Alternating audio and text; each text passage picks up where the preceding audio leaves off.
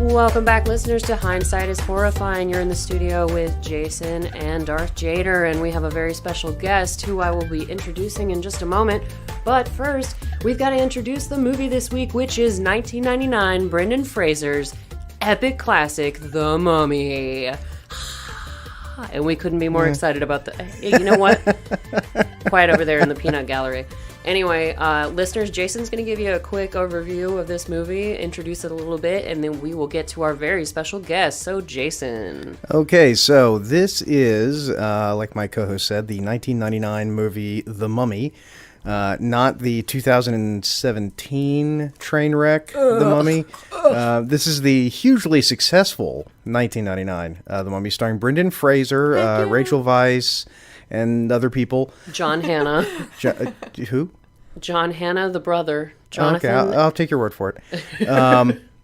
And it is one of the silliest movies to come out of the 1990s as a serious-ish action sort of adventure movie. Mm-hmm. It centers around an actual historical character by the name of Imhotep, who, as everybody knows, was an architect and physician in ancient Egypt. He was one of the most respected people in all of ancient Egypt, considered to be maybe the first polymath. He's portrayed slightly differently in this movie as a sort of rapey, mass-burnery, monstery, take over the world, kill everyone sort of thing. So he wasn't a priest in real life?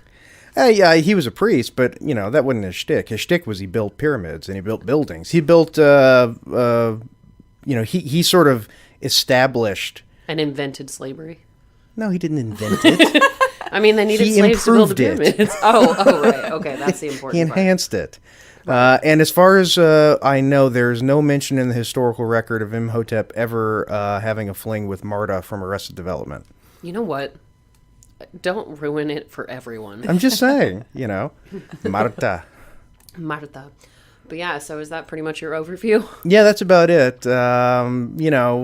See, there's a mummy in it later, about an hour in. AKA Imhotep. Yeah. They're one and the same. But he's not a mummy. And no, we need to say this pretty early on. He's this kind of spirit / chupacabra life-sucking force. Yeah. We can get to that later as the movie progresses. But now that we've got a basic overview of who Imhotep was and not really what the movie's about, thank you, Jason. You're welcome. We do have a very special guest this week, and she's special for multiple reasons, listeners, because this listener has known me since, 5th grade? Or 6th grade? Yeah, 5th or 6th grade. Okay, so my friend Katie...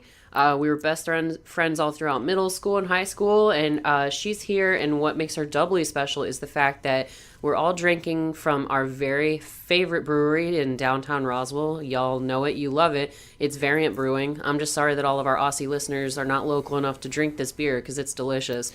And Katie sort of upped the ante on the in beer. Australia, they've got a brewery on like every corner. So, and they're probably just scoffing at our beer choices anyway. But so I've stuck with my typical raspberry lemon goza. Jason stuck with his Norcross IPA like normal, which we both love. Yeah. And we both cherish. But Katie, what flavor did you choose for your crowler for this week? Well, for tonight, we went with the Sop, Drop, and Roll. And I did my research Friday. I hit up Variant and had to try all the different beers so that I had the perfect one to go with this. But this is the one that won out between me and my roommate, and we both love this one. So that probably is the best to pair with a Brendan Fraser movie, I think.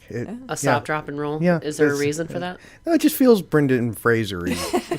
Well, it is a sour. They described it as a milkshake gose, so that was a little off-putting at first, but tried it, loved it. It's amazing. There you go. So Variant Brewing, you can find their website at variantbrewing.com or visit them in downtown Roswell, Georgia, not New Mexico, as we've clarified before. So anyway, does anyone find it interesting, by the way, because we have the movie playing in the background and it's just begun. Right. The princess wears more clothes dead than she did alive.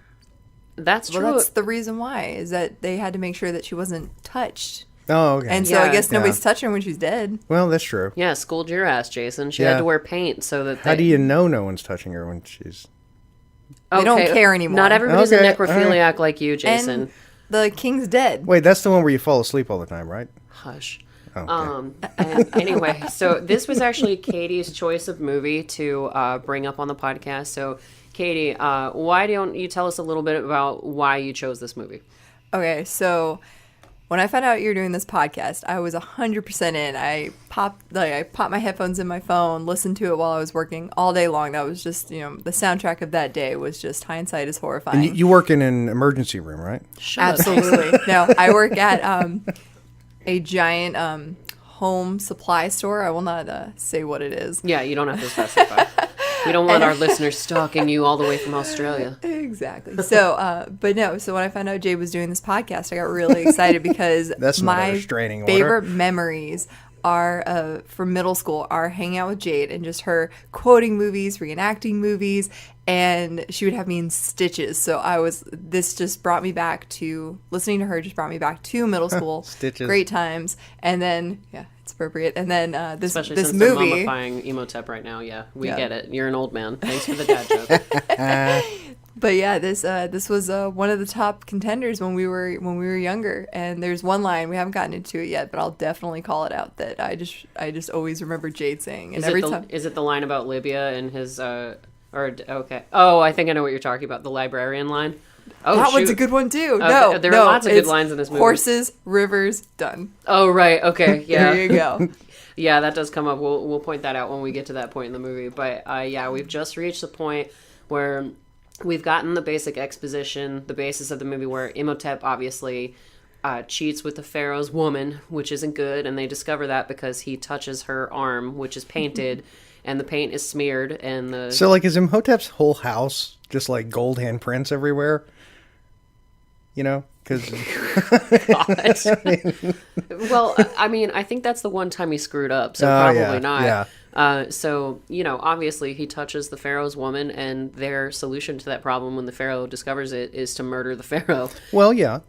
So both Imhotep and Anaxunamun, the pharaoh's girlfriend, are, Anaxunamun kills herself, and Imhotep is cursed and becomes the most unholy, cursedest of the worstest in all of Egypt, and he is cursing the land of Hamunaptra, the city of the dead.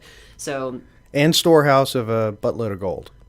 yes, it's where the wealth of Egypt was hidden and buried. So Jason, we got to a point that you and I were talking about before the podcast, that the beginning of this movie is a little bit shticky in the way that it's like, meanwhile, this other story is happening. In Libya. Because we were in, BC era with pharaohs and priests and such, and then we jumped to the 1920s where Brendan Fraser is the only white man in an Egyptian army. No, it's the French Foreign Legion.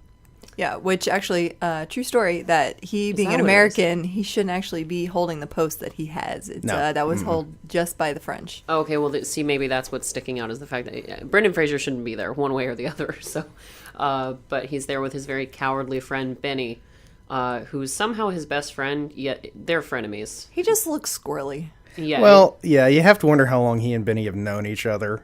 They were probably posted together in the Yeah. French Foreign Legion and just stuck together.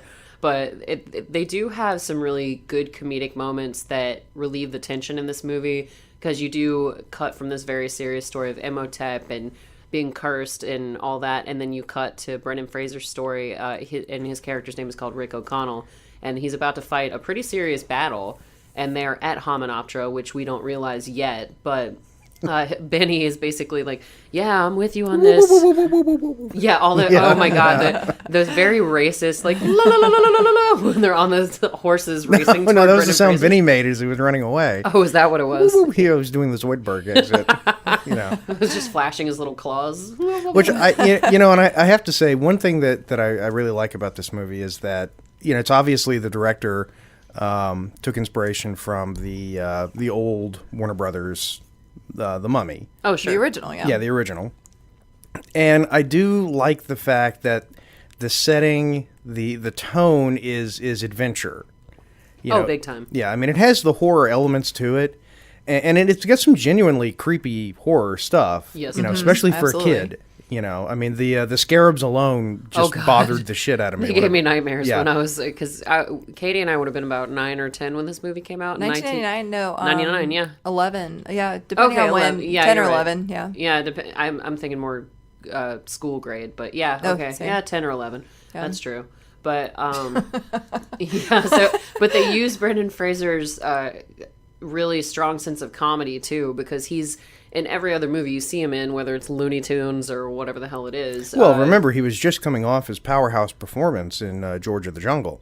Oh my God, I'd forgotten about that. Which was a hugely successful movie. Watch out for that. Seriously. Mummy. Yeah, no, he's right. That's why they chose him for this role. Yeah. It's because of how well he did, and he was able to turn it from a horror film to an adventure film. Yeah. And Wow. and I think this is a lesson that I think filmmakers today need to learn, because if you look at the recent, the Mummy, the Tom Cruise Mummy that came out, Jesus. I refuse to watch that movie. Oh, same. yeah, Tom Cruise, get out of here. Yeah. If you're listening, get the heck out. No way. You Yeah, hate Tom I- Cruise now? You used to love Mission Impossible. That You was- made me watch it like 4 times. That's because Tom and Cruise you were gonna used marry to be him. Yeah, I was when I was 12, but now Tom Cruise has gotten super weird.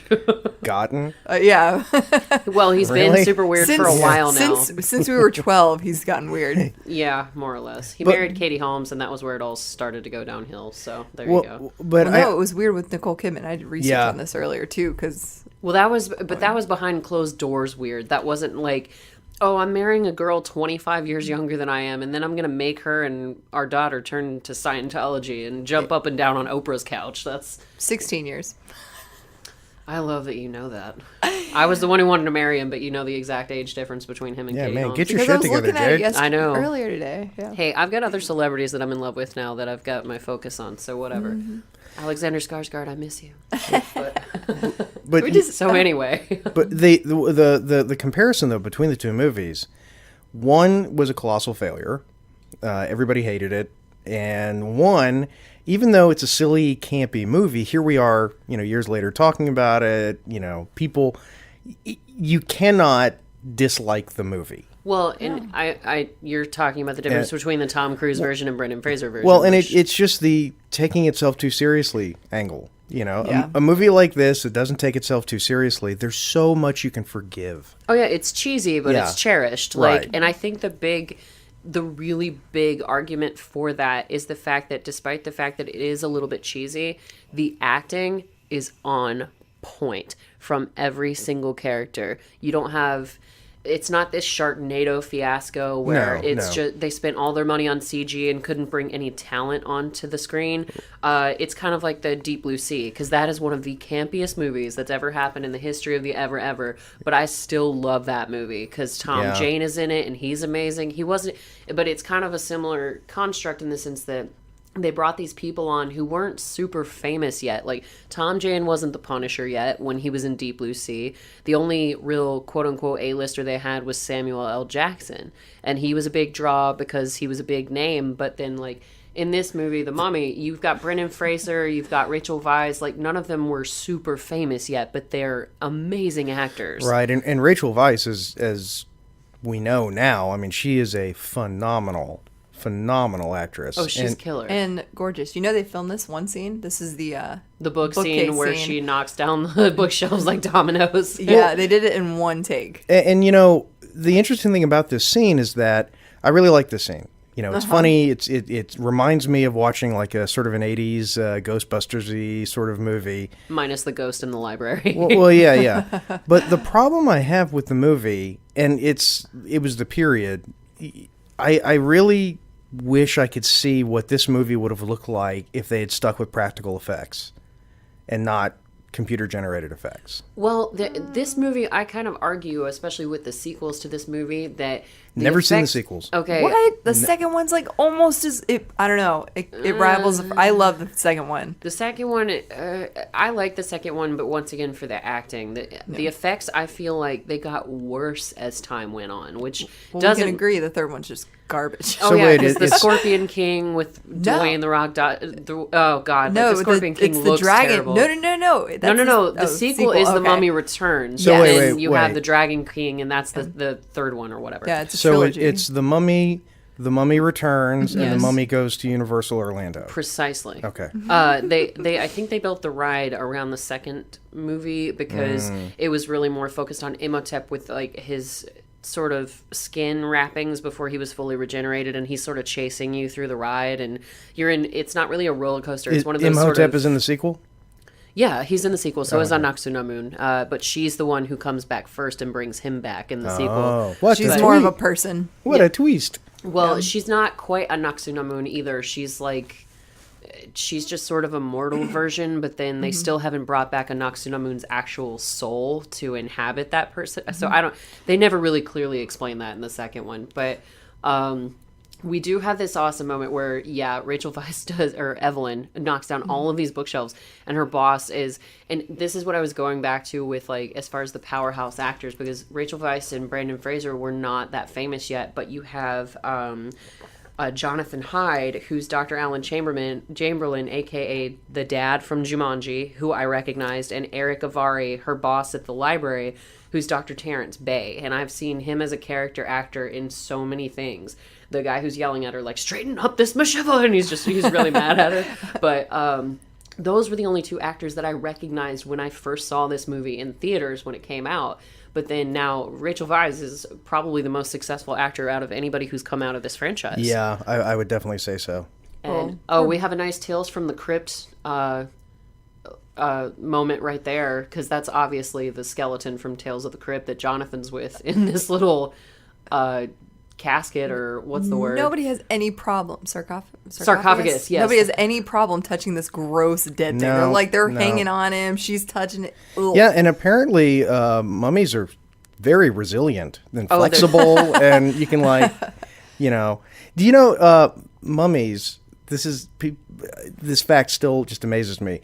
When the British first sort of found out about mummies, they actually figured, this is a great opportunity. Do you know what they used them for? Necrophilia? No, fuel. They burned them. Oh, even better. Yeah, they would literally ship mummies and burn them. I was worried that was going in such a terrible direction. No. It's still It's bad. called recycling. Yeah, yeah, hey. Hey, that's what we do with dinosaurs. They make my car go. So That's true. There you go. But they don't really worry about touching the mummies and the bodies and stuff that much in this movie. And I think that's one of the lines that Katie remembers from middle school, when Imhotep, his corpse falls out of his sarcophagus when they find him later on.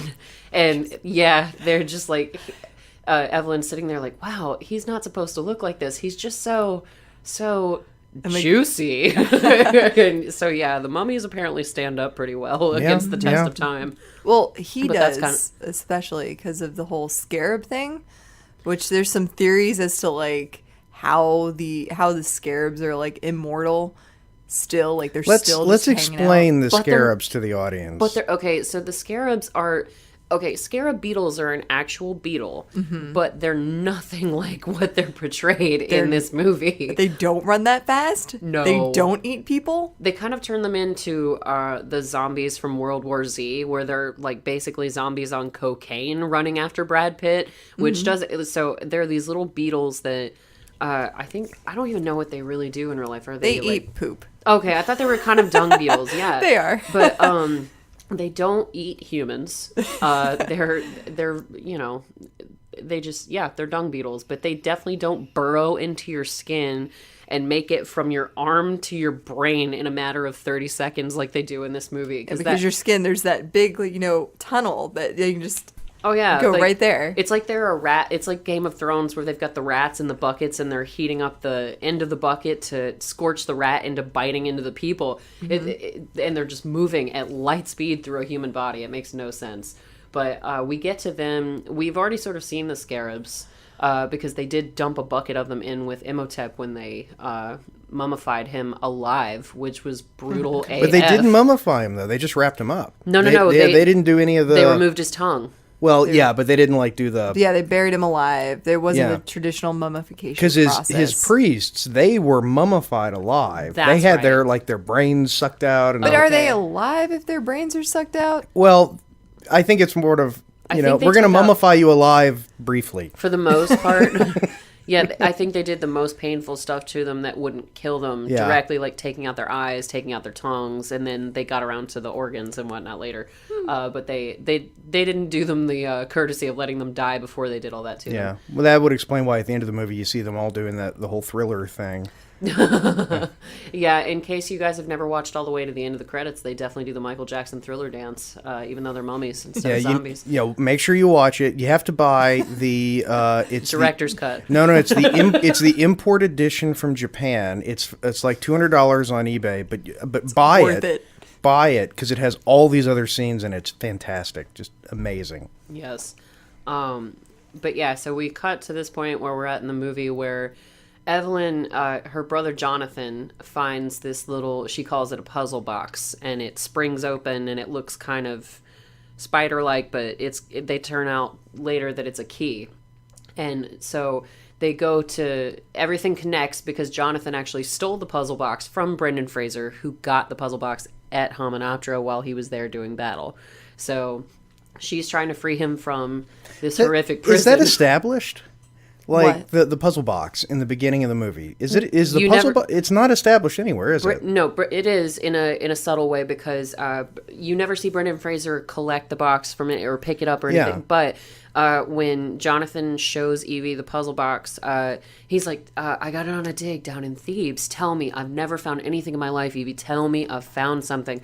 And she clicks it open, and she's the one that figures out that it opens. Well, no. I meant establishing that Brendan Fraser. Yes, had because it. then once they get the puzzle box, they go to find the person that. Well, Evie's under the impression that Jonathan got it at Thebes, but then they wind up at the prison.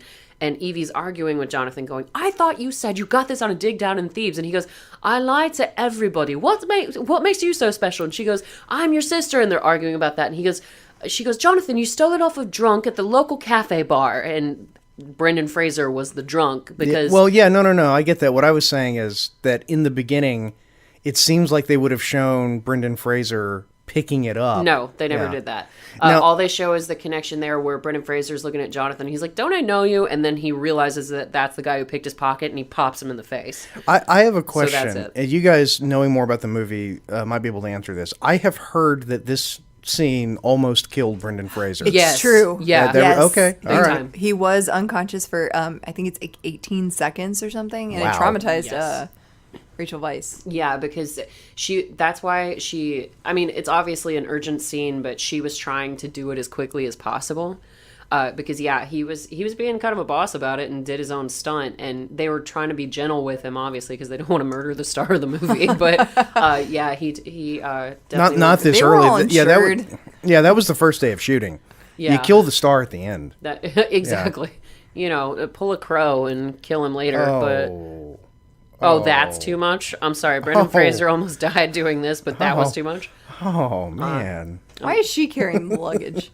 That's a good point. Because she is a liberated, independent woman. who don't She's need a no man. librarian. Yes. Well, okay, that was part of the reason, honestly, is my little 11-year-old me looked up to Evie so much, because she's like this weird combination of Lucille Ball, damsel in distress, but badass nerd.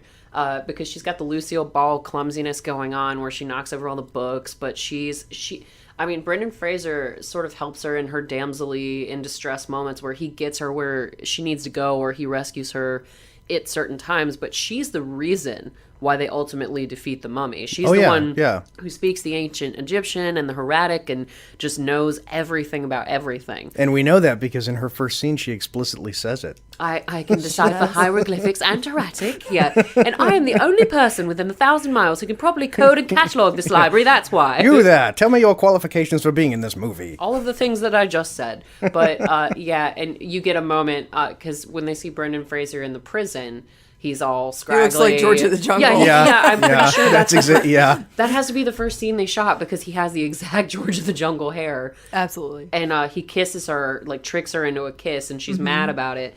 And so they go to get on the boat, and she's like, "Oh, I think he's a complete scoundrel. I don't want anything to do with him." And he's like, "Oh, anybody I know?" And he's all coiffed, and his hair is cut, and he looks very handsome and clean. And she's like, "Oh," and she completely changes her mind about him in about 2 seconds. Ooh, Mr. Drysdale.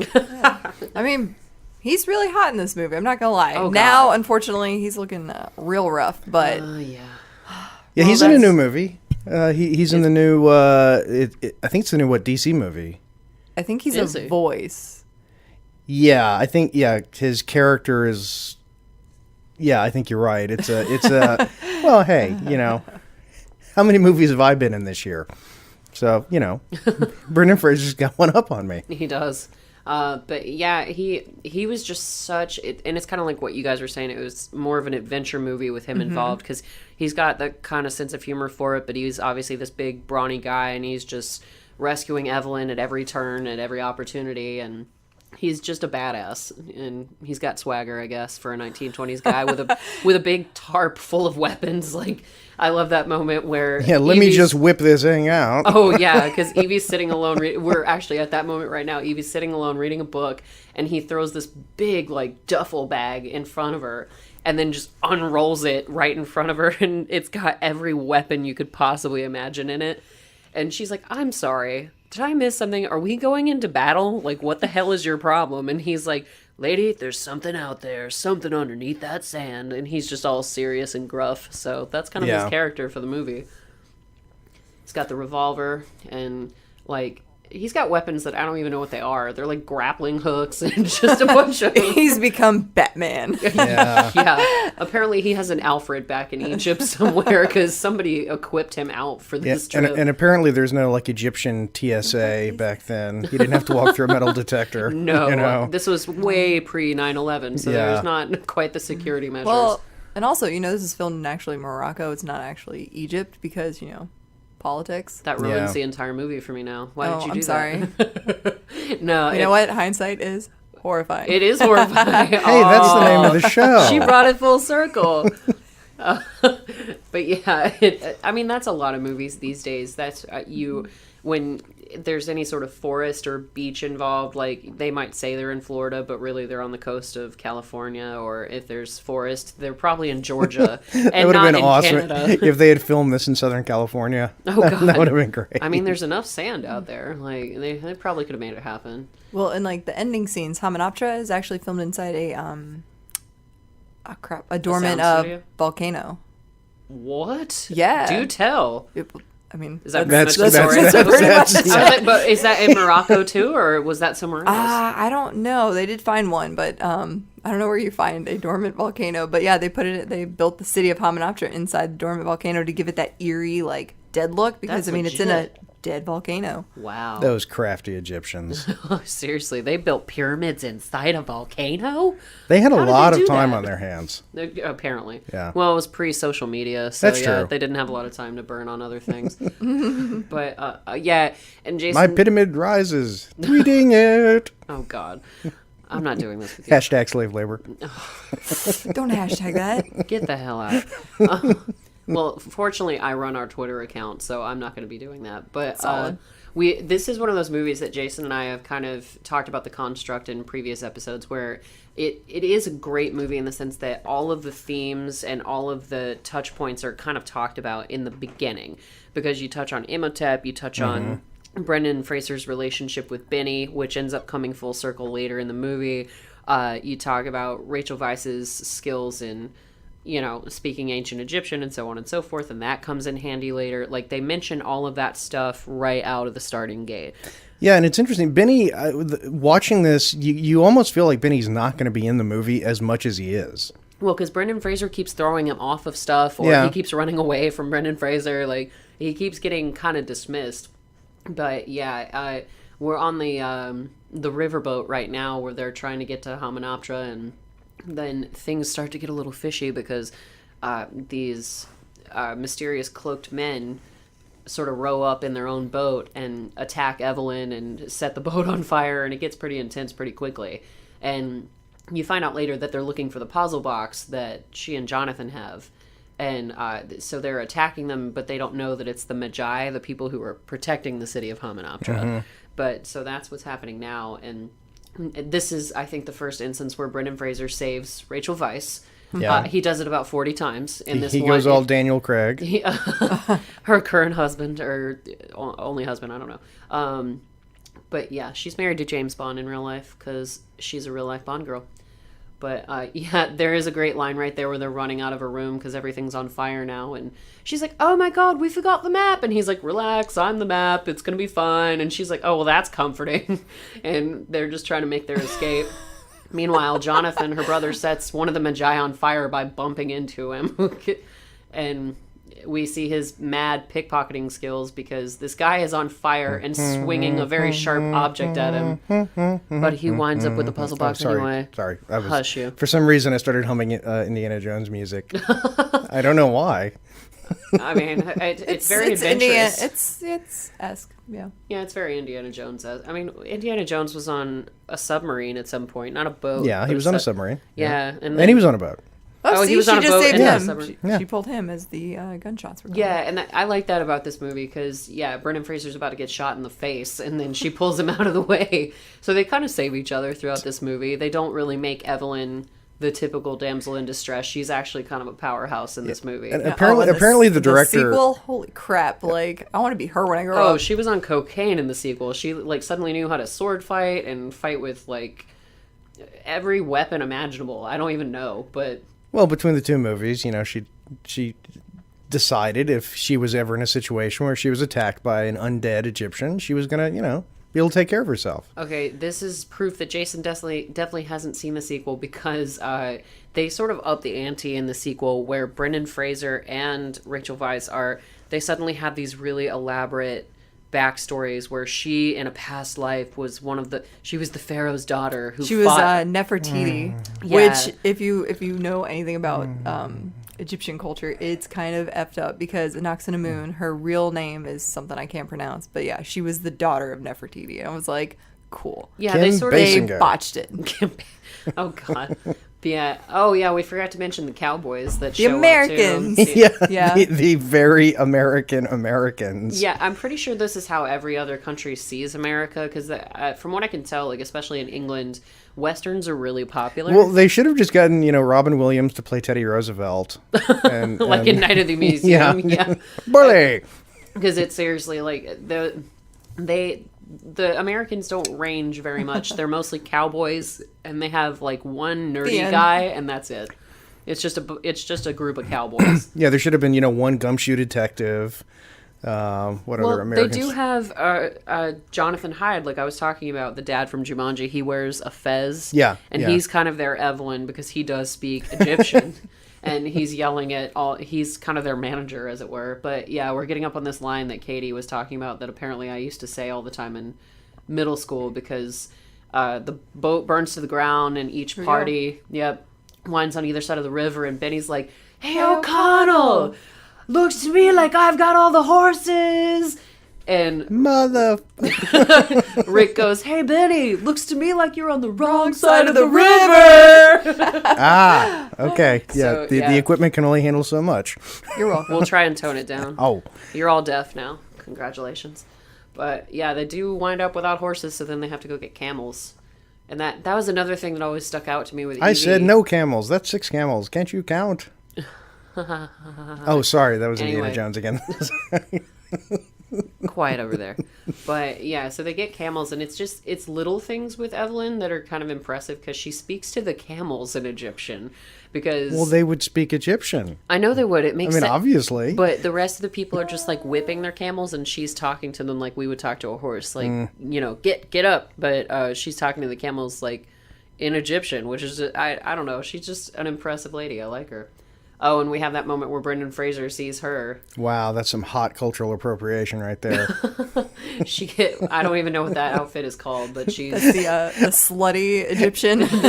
All the Egyptians are laughing at her because she put it on wrong. That's the Halloween version of Egyptian outfit. That's what that is. I'm sexy archaeologist librarian woman in Egypt. But she's not wearing glasses. That's the one nerdy aspect she's missing. She does have glasses in the beginning. Lost in the fire. That's true. Yeah. It was lost in the fire. Yeah. Okay. She took them off when she was done reading. Yeah, that's true because she's like, we've lost everything. We've lost all the equipment, all my clothes, my underwear. Oh no! How did that happen? Does she have like knee-high boots? I think. Yeah, I think so. She's got knee-high boots going on with. Putting on the Yeah, and they're all just riding camels out to Hamunaptra, and it's funny how much setup this movie takes because honestly. I don't even know what the runtime is, but it's a little over 2 hours, I think. Okay, see that makes sense because I'd say we're about an hour in without even looking. No, we're about 40 minutes in. Yeah. But 2 hours. they basically get to Hamunaptra and they meet the Americans there with their horses, who they there's no Hominoptera when they show up. So Rick is the only one who realizes that the sunrise is what shows Hominoptera. Like, the sun comes up and he's like, it's okay, we're about to be shown the way, because they're like, what are we looking at? There's nothing out here. And then the city just shimmers into appearance because it's just so magical. Yeah. So it would have been discovered eventually as soon as they invented, airplanes. I mean, probably. Yeah. Wait, in this one, they do have an airplane. Oh, that's true. There is an airplane at the Yeah. end. Comes along later, Yeah. but it doesn't have the kind of sensory But- equipment that we have these Well, days. and also No. it's pretty well It's not established. high tech. Yeah, it is. know. It's pretty well established that the airplane in this movie can only travel about 500 feet off the ground. And for so okay. long. Yeah, because you would think that an airplane watching a giant sandstorm coming at it would do something like, "Oh, let's go up," because we're in an airplane. Right. I think the old guy is like, no, we're going to take this on. He's like, Yeah, the suicidal yeah, British Winston, guy. he was in Winston. it. Well, because he was in the Royal Air Force, and it comes up later, but he just gets The drunk. Royal Flying Corps. Damn your eyes. Oh, excuse me. But yeah, I think he says Royal Air Force at some point during the movie. It doesn't matter. But he gets drunk in a local bar these days, and he's like, "There's no adventure anymore. Ha ha." He's like the most British person I've ever seen in my life. He's awesome. But yeah, so they get to Hominoptera, and they got the two different camps going on. There he is, Jonathan Chamberlain, the dad from Jumanji, and he's one of two characters, or maybe no, three characters wearing a fez. Because the prison guard guy has a fez, Benny has a fez, and then Jonathan Chamberlain has a fez. And I don't know why. Because Hey, hold on a second. You keep saying the dad from Jumanji. Robin Williams' dad from Jumanji, who ends up being the hunter guy, the big game hunter who's chasing them around when the the game comes to life. I was like, I'm just racking my brain trying to figure out where the dad is in Jumanji because I remember no fatherly figure in the new one and the old one. Well, but in the Robin Williams Jumanji, he's the dad who runs the shoe factory, and I think Robin Williams' character's name is Peter. no, that's the little boy. I think his name's Alan. Alan. Okay, right. Sorry, I'm mixing up Pan with Jumanji. But, so yeah, his name is Alan. He messes up a shoe or something, and he ends up getting one of his dad's employees fired, and it's a whole thing. But he's the dad from Jumanji, and then when the game comes to life, he's the big game hunter who's chasing them around and trying to shoot them with, like, this old safari gun. So, yeah, that's how I remember him, and that's when I saw this movie. I was like, oh my god, I knew who that is. Like, I didn't know who Brendan Fraser was, but I knew who that guy was, so... yeah, and this is where I really started to get fascinated with the movie because they start going into all the different, they go into the mummification room, and, Rachel Weisz is a badass because she's, they're like, oh, I guess we got to take torches down there, and she goes, no, this is an old trick, like, and she gets all these little mirrors, and they're polishing mirrors, and they're like, why are we doing this? And she's like, it's an ancient Egyptian trick, check it out, and... you see the light reflecting, they just sort of play a trick with the light so that the mirrors light up the entire room. And she just, I don't know, it's like I said, it's the little things with her that really impressed me with her character in this movie. And now they're, I don't know, you get kind of a creepy vibe when because they've got some, like, ominous music playing when they walk into I don't know, it's not even like a basement, it's just the subterranean layer of Hominoptera. The tombs. Yeah. And you see, like, the statue base of Anubis. The base of Anubis, and you see a really big sarcophagus where they are right now. And they're, listeners, you can't hear this, but it's, unless you're watching along at home with us right now as you listen, but you hear this kind of creaky, like, weird Scooby-Doo kind of effect where all these voices are in the back and they're like, and you think a monster's going to jump out of the corner. But no. It's just the Americans, and apparently they sound really weird underground. So I never understood why they sounded like that, but they fight over getting to crack open the sarcophagus, and they get into almost a shootout, but Rachel Weisz is like, nah, let's go somewhere else. There are other places to dig. And this is where the Americans really get into trouble, if you recall. Oh, yeah. Yeah. Because once again, Evie uses her brains and sees that there's yet another layer underneath where they currently are. And she's like, all right, Rick, everybody stop pointing their guns at each other. Let's go. She is the only female in this entire, outfit. dig. Yeah. Uh-huh. She in this Nobody day, questions it. no, and what's funny is that like in the 20s, they even make a sort of a comment on it later in the movie where Jonathan Chamberlain is like, "Ugh, they're led by a woman. What does a woman know?" And she's the smartest person in the entire group. Look at this. Okay, so he's using like a mallet and a pickaxe, and she's got like this.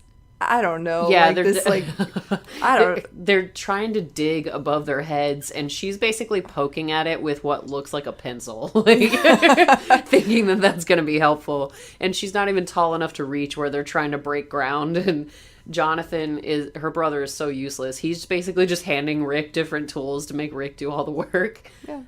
Oh, and this was the I Here's hate where this we're moment. really introduced to the Scarabs. Yeah, this is where the Scarabs really mess you up, because earlier you see Imhotep, they dump the bucket of Scarabs on him in his sarcophagus, and you just hear him screaming. You hear the muffled screaming when he's in there with them, but you don't see what they do. Meanwhile, we've got the prison guard who actually hanged Brendan Fraser apparently in real life, and he thinks the beetles, because they're like kind of calcified into the wall, and he's like, "Oh, blue gold," and he starts popping them out of the wall and collecting them. And little does he know that that will be his demise, because that scarab goes through him like as fast as you can imagine, just eats him. I think it goes into his foot. We haven't seen it yet, but it gets into his brain and he runs into a wall and dies. And Evie and Rick and Jonathan are all there to witness it, and they don't know what's going on. Not yet. They literally just see, it's like he went mad with rabies or something and ran into a wall and died, and they're like, okay, so that happened. Oh, and the pressurized, the acid. Yeah, because the Yanks, as Jonathan and Evie call them, the Americans, they dig into the sarcophagus, or they have their workers do it, because... that's what they're there for. That's what he says. Yeah, well, it was, oh no, that was the chest where it was like, "Death will come on swift wings to whomsoever opens this chest." But like there were, it was the Egyptologist, the guy in the fez, Jonathan Hyde, who was like, "No, don't open these. These were booby trapped." And they're like, "Oh, who gives a crap?" And he goes, "No, you should care, because trust me, that's a real thing." And then they make the workers open it, and they get scalded to death by like pressurized salt acid. And so now the sarcophagus has fallen, and Rick and Evie and Jonathan are... Well, this is a different sarcophagus, because the guys are above them and they opened a different one, but Jonathan was like sort of playing golf with pebbles and a stick and hit something. It was a very Scooby-Doo moment where he hit something on the wall, and then this other sarcophagus just falls out of the ceiling. And they're looking at it, and meanwhile, Evie's got this great speech where she's explaining mummification to Brendan Fraser, and she's like, "Yes, they would basically take a sharp, red-hot poker, stick it up your nose, scramble things about a bit, and then rip it all out through your nostrils." And he's like, "Yeah, if I die, don't put me down for mummification." And that's when Jonathan's like, "Likewise," and he takes his hit, and the sarcophagus falls down. But that great shot of the the hairy chest is honestly worse than the scarab beetle. It is, but yeah, the scarab beetle is literally, it starts at the guy's leg and eats its way all the way up his body into his brain. And they're uncovering Imhotep's sarcophagus, and Evie's reading the inscriptions on it, and meanwhile we haven't noticed that the prison guy is just dying one of the worst deaths I can possibly imagine. Well, when you veer from the group, this is why you're supposed to stay together. You never split up. That's what we learned from Scooby-Doo all these years. You don't split up. All they ever do is split up on Scooby-Doo. You'd think that they would learn. One would think. One would. But, I mean, you stick by the O'Connell guy when you're on an adventure or somewhere scary. Oh, we do have a big reveal here, because the puzzle box that Jonathan saved from the burning boat, they didn't save Evie's glasses, but they damn sure saved that key, because that's what it turns out to be. Evie finds out that the puzzle box fits into Imhotep's sarcophagus, but then they get distracted by the prison guard running smack face first into that wall and dying.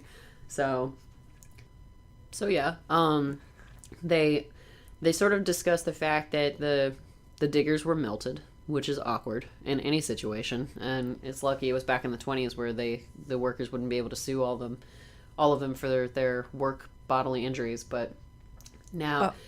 Oh yeah, it's a jumpy moment. We're sort of sitting around the campfire with Jonathan and Evie and O'Connell, And Jonathan, true to form, is digging through the prison guard's possessions looking for stuff, and he finds like an old bottle of Glenfiddich or whatever. Yeah. And you have a tense moment because he reaches in and you can't see in the bag, and then he's like, and they jump, and he's like, oh, the bottle's broken. I cut my finger or whatever. But then This guy's running around with an umbrella at night. Oh yeah, Jonathan Hyde, Yeah. Jumanji Dad. I think that's what I'm going to call him for the rest of the movie. Jumanji Jumanji Dad. Dad. Yeah, because the Magi attack their camp, and yeah, Jumanji Dad is running around with his little parasol. And it's dead of night. Like, there's no sun, there's no light, there's nothing. Maybe he's got it upside down because the heat that burns into the sand through the day, he's like got it upside down to reflect the heat off That's of him. Maybe. But yeah, that's his one prop. He doesn't get a gun or anything cool like Brendan Fraser, so he's got to run around with a little umbrella. But yeah, like, you got this big action sequence where the Magi are running around on the horses and attacking all the campers, and Brendan Fraser saves everyone. Of course. Again. Of course. Because, I mean, like I said, he does it about 50 times. He so. just shoots the sword out of his hand. But magically, we have another one. Well, yeah, the guy's got another sword, and Brendan Fraser had another gun. Like, he shoots the sword out of the guy's. Oh, this is the pimp from Deuce Bigalow, Male Gigolo. The guy who Deuce Bigalow is fish sitting for. Oh, yeah. That's like one of the main Magi guys. So that's the Deuce Bigalow dude. This was like his first main big role, too. I think so. And they never actually say his name in this movie. Yeah, his character name is Amoth or something? It's like Ardeth Bey. Ardeth, yeah. And in real life, the actor's name is Oded Fair. So, yeah, this is the first thing I remember seeing him in, and then I saw him in Deuce Bigalow, and I was like, whoa, it's the guy from The Mummy. And I, honest to God, have not seen him in anything else ever again. Like, But he also is very attractive. oh yeah, he's a pretty guy. He had a really impressive lionfish, if memory serves, from Deuce Bigalow, and then Deuce Bigalow kills the fish or something. That was obviously one of the best movies in cinema history. Masterpiece. I can remember all of it so clearly. Never watched that movie. It's Mom was super strict and never got to watch it. That's right. Oh my gosh. So Yeah. if Mom listens to this episode, she'll remember this because for I think it was your 13th 13th birthday party. No, it was 14th because we 14th? moved already. Yeah. Oh, in the new house. That's right. Yeah. Because I tried to give you a copy of Moulin Rouge and your Yes. mom wouldn't let me give it to you. And I was like, but Mom, then I don't have a present to give her. And she's like, I'll tell her that you wanted to give her a present, but no, you can't give this to her. Oh, I think I had to open it up first, and then she took it away. Did she seriously? Yeah, then she took it away. But see, the thing is, okay, so Mom rules, Dad rules. So Mom was like, no, Dad bought the movie already, and we watched it. And then Jim told on me. My brother, who's 3 years younger than me, told my mom on me, and then I got in trouble. Not cool, Jem. Yeah. Not cool. Right? 14-year-old us resents you. We're not bitter or anything. No, we're just in our 30s now. But it was so worth it. Such a good movie. Oh god, that movie's magical. Oh, absolutely. Nicole Kidman. She's not married to Tom Cruise anymore. She No. can make whatever movie she wants. Yeah. Hasn't been married to him for like 20 years. For a God. while, yeah. If- She's now married to Keith Urban and Oh god. yeah, 2 little girls, 2 natural born little girls. Her other kids with Tom Cruise were adopted. Oh, that's some exciting trivia. Yeah. Like the thing I think of with Keith Urban is because he's a country singer, and back in the days when I'd be in my parents' car when they had the country station on, it just always threw me off because you'd hear, "Hi, this is Miranda Lambert. Hey, this is Brad Paisley. Hi, this is Keith Urban." And Yes, I know exactly what you're talking about. Because it was so confusing to hear his accent because he doesn't have one when he sings. Yeah. But anyway, we get to this other line that we just missed that I'm pretty sure Katie was kind of referring to earlier, where Evelyn and Rick kind of get hammered together. Well, she gets hammered. He's He fine. doesn't. He's cool. But he's teaching her how to punch, and it's just all flirty and sweet. And she, I don't know what he says to her to set her off, but she's like, "Look, I may not be an explorer or an adventurer or a treasure seeker or a gunfighter, Mr. O'Connell, but I am proud of what I am." And he's like, "Yeah, okay, what's that?" And she's like, "I'm a librarian." Which is she goes, I I'm a librarian. And he's like, cool. Very dramatic. And then she announces that she's going to kiss you, Mr. O'Connell, and then she falls into his lap because she's so drunk. She passes out. Yep. She fails. But it's like, woman, you don't get too drunk to kiss Brendan Fraser back in the day. 1999, he had it going on. But we get to a big crux here. Yeah, the chest I mentioned earlier, where because they have to have the Egyptologist who can also read ancient Egyptian, and they find this chest, and he basically tells them, death will come on swift wings to whomsoever opens this chest. And he and the rest of the Yankees, as it were, they open the chest. The workers have finally wised up because they run the hell away. They're like, we got melted by salt acid yesterday. Some phantom wind goes through, and it's like a Scooby-Doo, kind of a ooh, sort of a chill that goes through the room, and they're smart, and they pieced out. Yeah, well, you'd think that people would start abiding by the swift chill coming through the area, because that happened in the very beginning of the movie with Brendan Fraser, where the army that was attacking the French Legion, there's suddenly like the shift in the sand, and the army is like, oh hell no, and they get the heck out of there, so they run away. That is a very juicy looking skeleton. Mummy. Sorry, he's not a mummy, though. Yeah, he's... But you see the wrapping behind him? Like, it just kind of melted off of him? Yeah, they just kind of hung back? They did... it's the juicy line all over again, because they do open Imhotep's sarcophagus. And he's just got this great face. Yeah. His jaw is just sort of jutted out to the left, and you find that he's got scratch marks on a stone sarcophagus. Well, so, okay. Pretty deep. And they're at all different lengths. Like, who's, like, scratching, like, from your waist area? I'm sorry. It's down here. Apparently, when scarabs are eating you, it's kind of, like, equivalent to having a seizure, because your hands are just going... I don't know. That's what I picture. Well, and in the dark, he's able to etch this saying into the sarcophagus about end death is only the beginning. Yeah, death is just the beginning. Yeah. I know. That'll get him. Because he's being... I'll write that. He's being eaten alive, but he's got the time between scratching... pure stone, but he's got the time to carve that message in there for sure. Well, they got real full, so they had to take a breather, and then they had to go back for seconds. You know what? That's true, because they do mention in the beginning that they could feast on a corpse for years, so maybe they would stop. And that's where I'm confused. So the scarabs can eat somebody instantly. They can. Okay, so was the deal with the horrible punishment for Imhotep that he was going to be eaten alive, or was it like an eternal life, you'll be eaten? And I think it was honestly the fact that just because I don't know that they eat you fast every single time. Like the scarabs that we see when we get around to Brendan Fraser and Rachel Weisz, they've been kind of dormant and calcified for a while. Yeah. And so maybe it's like a bear after hibernation. They want to eat, and they're going to eat you quickly, whereas with Imhotep, maybe they had time back in the BC era to take their time with their chow, so who knows? Maybe. They never really get into explaining that, but there's a great moment where they're sitting around the fire, and Brendan, because they find the Book of the Dead, which is the big crux of the Necronomicon. Yes, the Necronomicon. Precisely. The book that brings Imhotep back to life, but Brendan Fraser he's still that kind of swashbuckling guy, because they're sitting around the fire, and Benny's sitting next to him, and Rachel Weisz is walking up. He goes, "You're in her seat." And he's like, "Yeah, whatever." And he goes, "Now!" And Benny just jumps up and leaves. He's like, "Okay, fine." But, yeah, they've got the Book of the Dead, and of course, just like in the Bible with Eve eating the apple, Evie has to read the Book of the Dead and curse everybody. That's deep. That is very deep. It's a girl in her book, man. A girl in her book. Hey, we cause all sorts of problems, us smart girls. We do that. But... Well, and it is... I always find it interesting in movies like this, because you have to think, if you had just experienced, a tenth of what they've experienced so far in the movie, there's no way you could just be nonchalantly like, oh, look, this book, how interesting, Especially because she doesn't have to read it out loud. That is, that's a good point.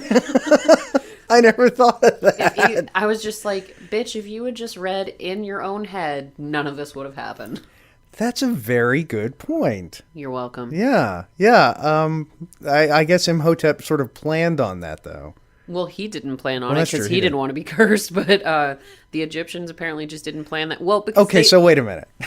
they made him too accessible in his death. They wanted to curse him for all eternity, but they leave a damn key Yeah. that can open his sarcophagus, and they leave a book. They leave the book that can bring him back to life. I don't. This is not a well thought out. Well, plan. yeah, and also too, we're going to curse him, and what we're going to do is we're going to make sure we really want to get back at this guy, so we're going to subject him to the worst possible fate imaginable.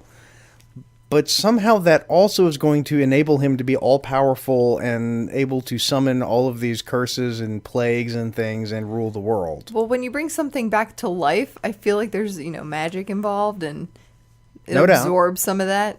Because the whole thing is the Curse of the Mummy. Like, that's the whole, spiel. We have, you go vampire, you have Dracula, like the teeth and everything. Like, there's... Yeah. But with the Mummy, the whole thing is based off of the King Tut excavation where, just miraculously, I guess not miraculous because it's unfortunate, but a lot of people surrounding the excavation got really sick and died. Yeah. Oh, okay, yeah. So that's where, the Curse of the Mummy came from. So I guess that's where this is coming from. But you can't just make it, the mummy just walks really slow because this is now 1999. Yeah. You got to make it move quick. Well, shouldn't the mummy need glasses because he stole the eyes of someone who needed glasses? Yeah, he stole the worst pair of eyes. The last pair of eyes you'd want to steal. Well, other than Stevie Wonder. I think he steals from everybody. Okay, so this is what happens. Technically, and there's a great Jinkies moment, speaking of the guy who has glasses, because they're all running. Nice read, Velma. Oh, God. But yeah, so Evelyn obviously brings Imhotep back to life, and then the one guy who needs glasses in the stampede to get away from Imhotep, he drops down to the floor, his glasses hit the ground, and he's looking for them in a very Velma fashion, and somebody stomps on him, and it's just like, oh, Jinkies, his glasses are broken. But it's not a mummy, it's just Imhotep. But the inventor of the dad joke. But Imhotep the only reason why he just steals Mr. Burns's tongue at first is because he gets interrupted by Brendan Fraser and Evie. So because he's sucking all of these people completely dry. Yeah. So at first he only takes Mr. Burns' tongue, then he takes his eyes, and then everything else gets taken later. And incidentally, one of the few pieces of trivia I know about this movie is that after the mummy sucks dry the people, the prop that they use for the corpses is the same corpse dummies they used in the movie Life Force. I don't think I've seen that movie. Same. I don't blame you. It's a terrible movie. If you've ever wanted to see Patrick Stewart kiss another man, that's your go-to movie. I'm gonna pass, but Yeah, I'm good. listeners, Yeah, it's basically a movie about space vampire zombies. make it so. Yeah, it's one of the worst movies I've ever seen. But the whole thing is that the vampire in that movie doesn't drink your blood. It just sucks all your energy out and turns you into the prop that they used in this movie. Well, there's a whole theory about energy vampires, so it's a little better. I don't Yeah. know anything about these energetic vampires. Oh, but see, okay, we're at the point, because, Mr. Burns has had his tongue and his eyes taken. I thought the effects I thought the effects were so much better in this first movie because they relied too heavily on CG. Yeah. I think Imhotep is a lot more believable in this first movie where he's just piecemeal while he's only sucked a little bit of life force from Yeah, Mr. I know what you're Burns. saying. I think you're exactly right. It gets so fake in Yeah. the The sequels. mouth, it genuinely annoys me. The whole gag with every time they scream and their mouths get really big. Yeah. That God. I literally about the 7th or 8th time that happens, it's like, guys, it's not working. Well, because it's funny when Brendan Fraser's facing down Yeah. the guards and he screams at them really loud, and then they scream at him with the big mouths, and that's a great comedic moment. But then you Right. don't need to keep doing it. Right. We're done after that. But Yeah, because even when Imhotep has a restored mouth, he still does that. oh yeah, he's still Yeah. got Yeah. he can stretch his mouth out like a damn snake. So Yeah. it's just it's very Okay, impressive. also a question for you who know and like the movie. He calls her by the princess's name. Anaxunamun, yeah. Yeah. Okay. But she's not. He's She just isn't. going to use her as a human sacrifice. Well, she's a pretty lady. Yeah. Yeah. She's kind of she resembles Anaxunamun. They're pretty. light-skinned ladies with dark hair, I guess. So, like, But then if you go in the sequel, it's different. so like Yeah. Anaxamamoon Anaxamamoon. was just Egyptian for shorty? I would assume so. You know, okay. I mean, we've got the guy from Deuce Bigelow in here, so it's very possible that we got some shouties going on. But yeah. Do you like my face tattoos? I got it in Myrtle Beach. Oh, God. It was a drunken frat night.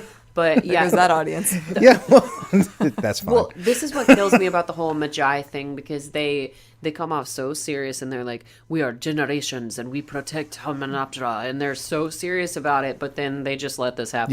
yeah, they're very, yeah. They tried to prevent it, and now this is happening. They're like, oh, Well, screw now this. Let's now go. we have to do this. But at one point, because Brendan Fraser lights up a stick of dynamite, and the Deuce Bigelow guy's like, we will shed no more blood tonight, and they leave. But then it's like, okay, I would have killed everybody in Brendan Fraser's camp before Right, letting this yeah. mummy come back. Yeah. Like, what?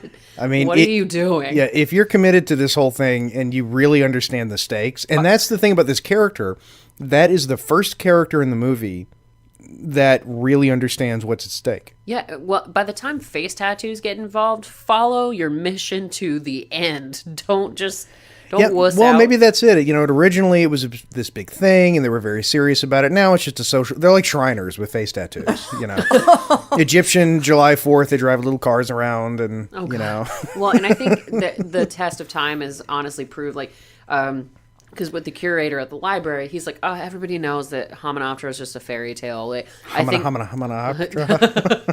the test of time has kind of helped They should have done that. Well, Sorry. then it would have been a very silly movie. No, somebody should have looked at it and gone, Hymenoptera. Missed opportunity.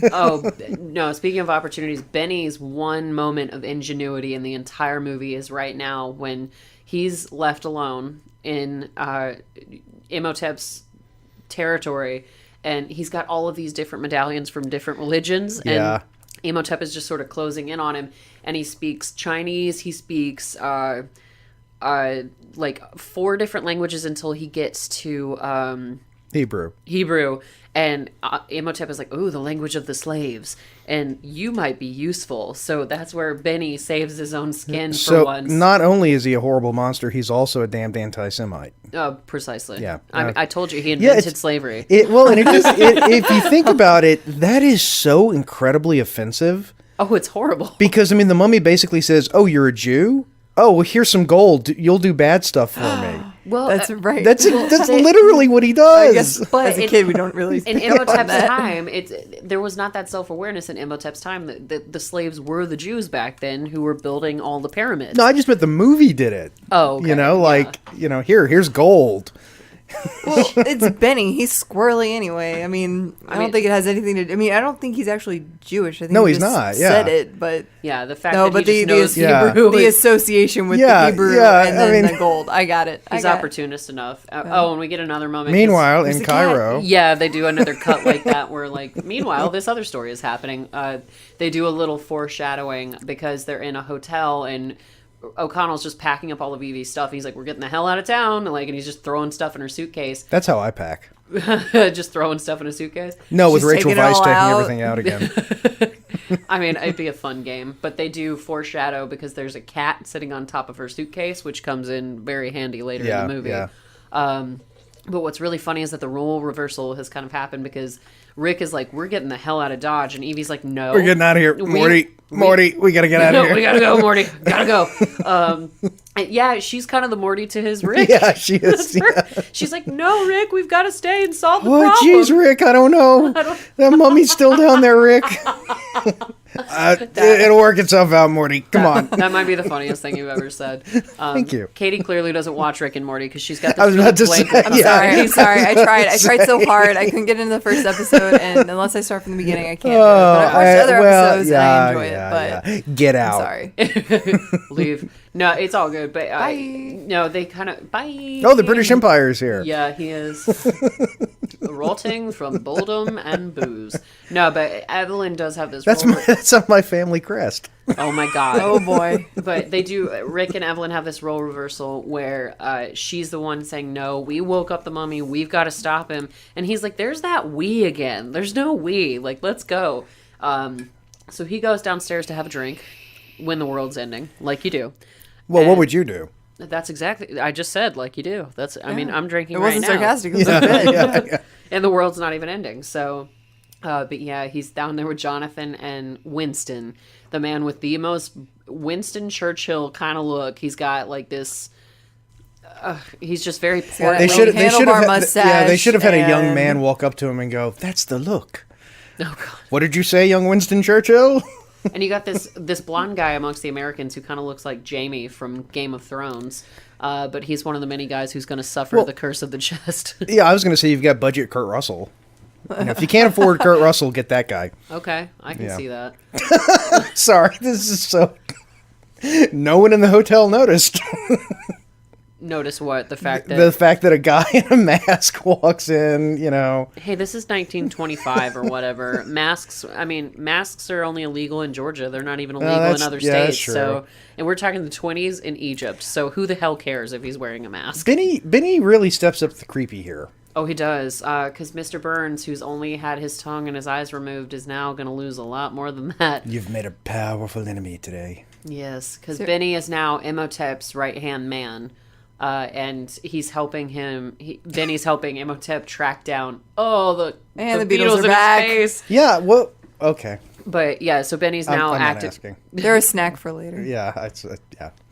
Yep. But Benny's helping Imhotep to track down all the guys who open Wait. the chest. Hold on. We are now at the part where we've hit the first plague. Not plague. but No. The first plague was the locust that flew locusts. into Hamunaptra, but Yeah. now the rivers and waters ran red and were as blood. Yeah, but they take a shot. So did magically everything bottled just turn to blood? no, everything liquid. Everything turned to liquid blood. Well, turned to blood. Okay, I learned Apparently, something. I don't know that that's exactly how it went down in the Bible because I'm pretty sure whiskey Well, wasn't around. that's at the another time. that's another strange thing about this is that Imhotep is causing these plagues that were caused by the Hebrew god by to God. free the Israel. Whatever. They're kind of taking some bits and pieces from history and from the Bible that don't make a lot of sense. Yeah. Because it was God who actually inflicted the plagues. So, no, Imhotep is not God. I can No, tell I you guess that much. yeah. I think you're right. I think they are just sort of picking and choosing. Eventually Gamera is going to show up, and nobody, no Gamera fans. Come on. What? Chirp, chirp, Gamera? Oh chirp, my god! chirp. Seriously, you don't know who Gamera is? Katie and I are just looking at each other like, God, he's such a nerd. Children. My son knows who Gamera is. Well, He's I never. your son, so Yeah, you built this Giant byproduct. giant flying turtle fought Godzilla. Oh, okay. Now I actually know who Friend you're to talking children. okay. I can't say anything. I made a Mothra reference the other day, and somebody made Awesome. fun of me. I was no, like, "Are you kidding me?" there is nothing wrong with making a Mothra reference. Okay. The two little Japanese anyway. Well, now I just think of Bob's Burgers with chicken Hawk. hawk. Yeah. Chicken Hawk. There's a giant butterfly. We must destroy it. Okay, yeah. So there was the foreshadowing that we just saw with the cat because for whatever reason. Oh no! Brendan Fraser didn't do it on purpose this time. The cat comes up a couple that's of later. times. Yeah. So yeah, Cleo. Imhotep is. The cat actually has a name. I read that, but it's not said in the movie. It's Cleo. Oh, Yeah, then that's yeah. probably her stage name. Yeah, yeah.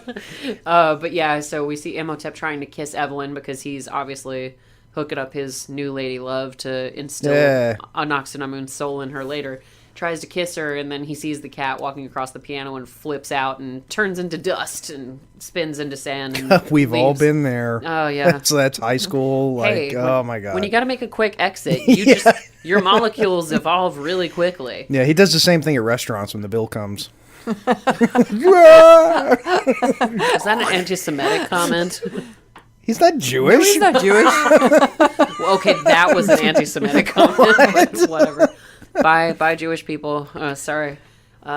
We enjoyed having you up until now. When Jason whatever- chose you. Oh, up until Whatever. now, it wasn't the before stuff we talked about.